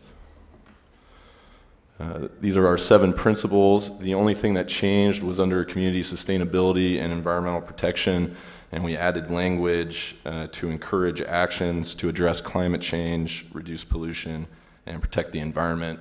And we also added the words environmental protection to the principle.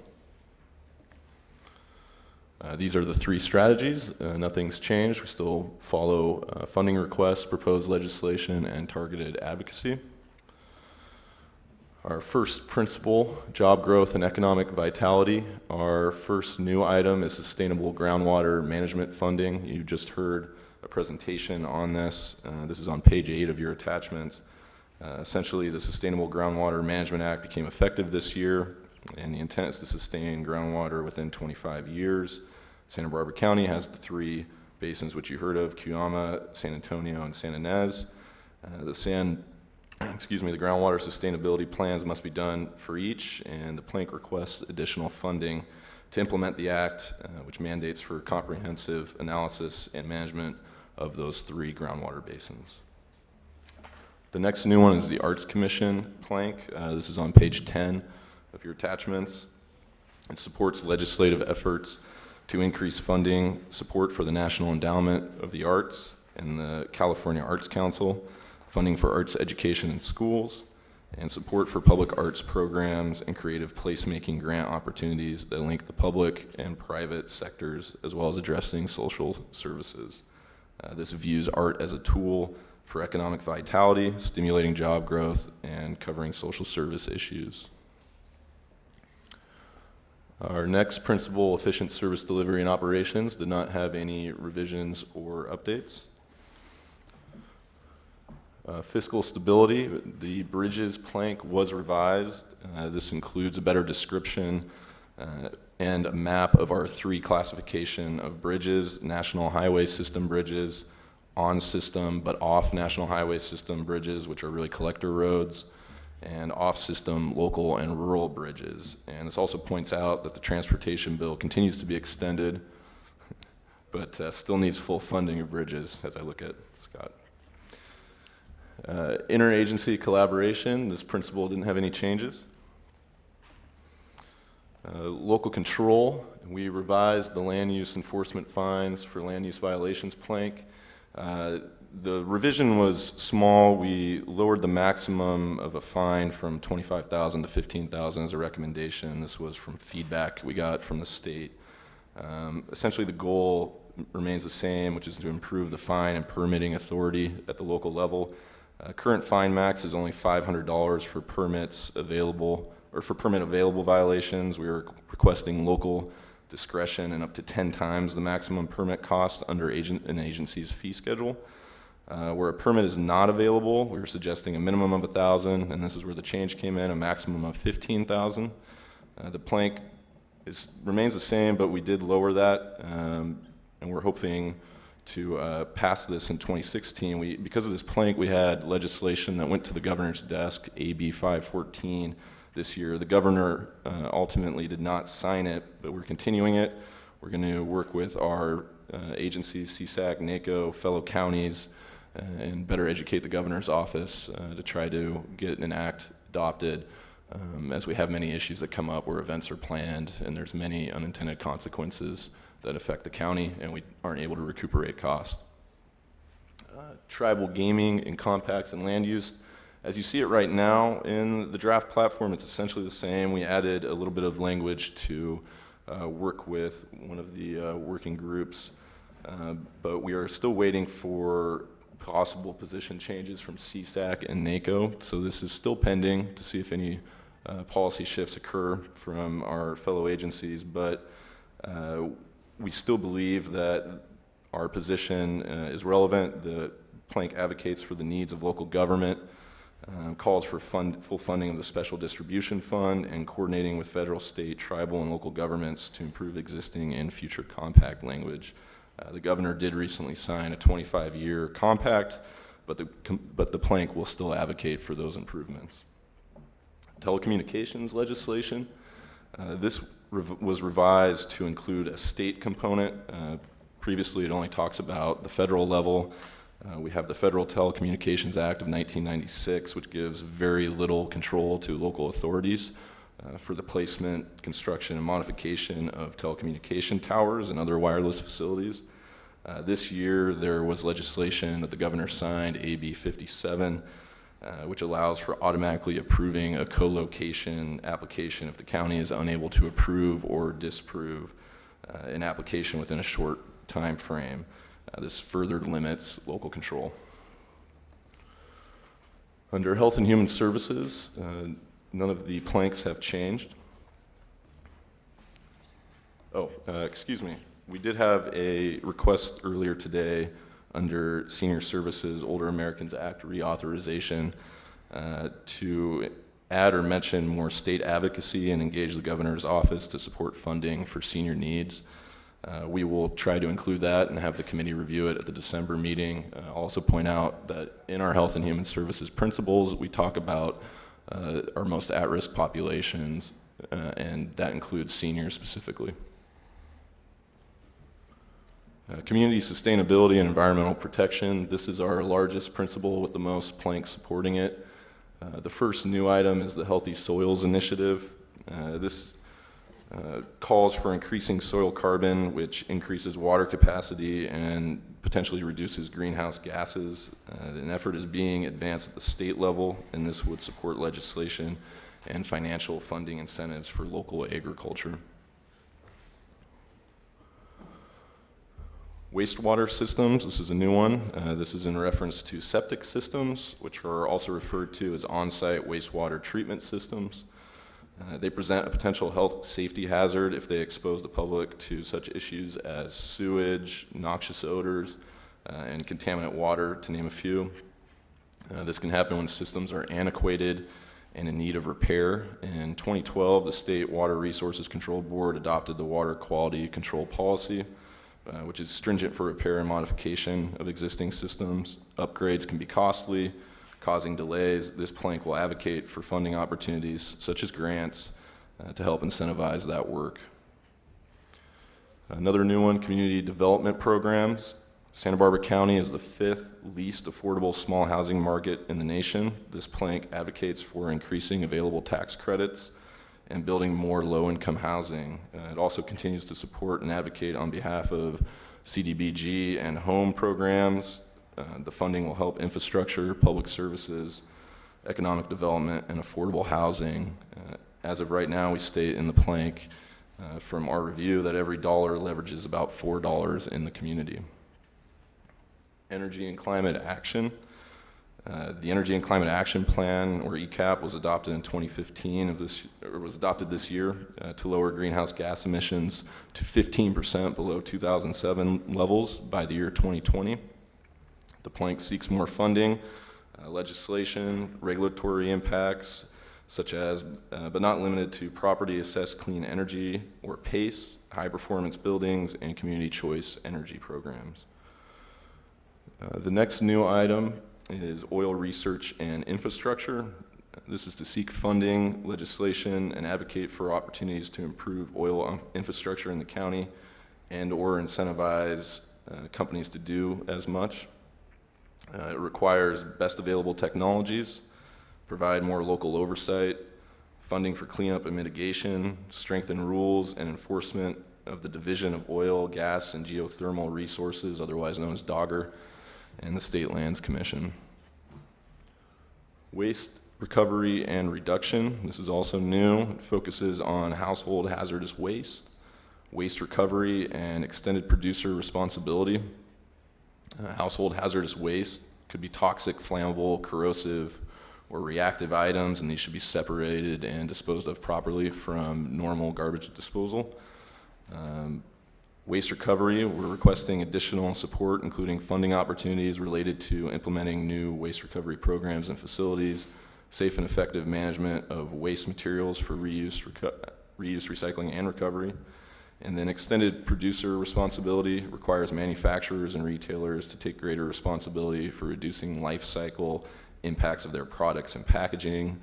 They can review their design, end-of-life collection, or possibly recycling and disposing of their products. Regional coastal management projects. This one really didn't change, but we just wanted to highlight that this used to be under one department. It's become a 3-department partner item, as it really is covered under community services, public works, and planning and development. And it continues to advocate for the establishment of a federal authority to fund regional sediment projects. And then lastly, we have a new plank, which is a placeholder. The committee requested a gender equity plank, and this is broad. They wanted us to work with the Women's Commission to come up with some principles and suggestions for the committee to review. The Women's Commission is developing their suggestions as we speak, and we'll have something available for the committee to review at the December meeting. So with that, our recommended actions are to receive and file the report and provide staff with any direction, and also find that the proposed actions do not constitute a project under CEQA. Okay, thank you. We do have one public speaker. Richard Robinson.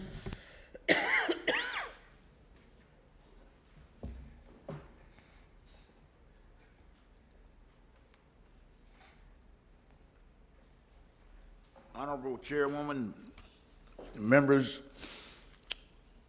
repairing and replacing aging oil pipes.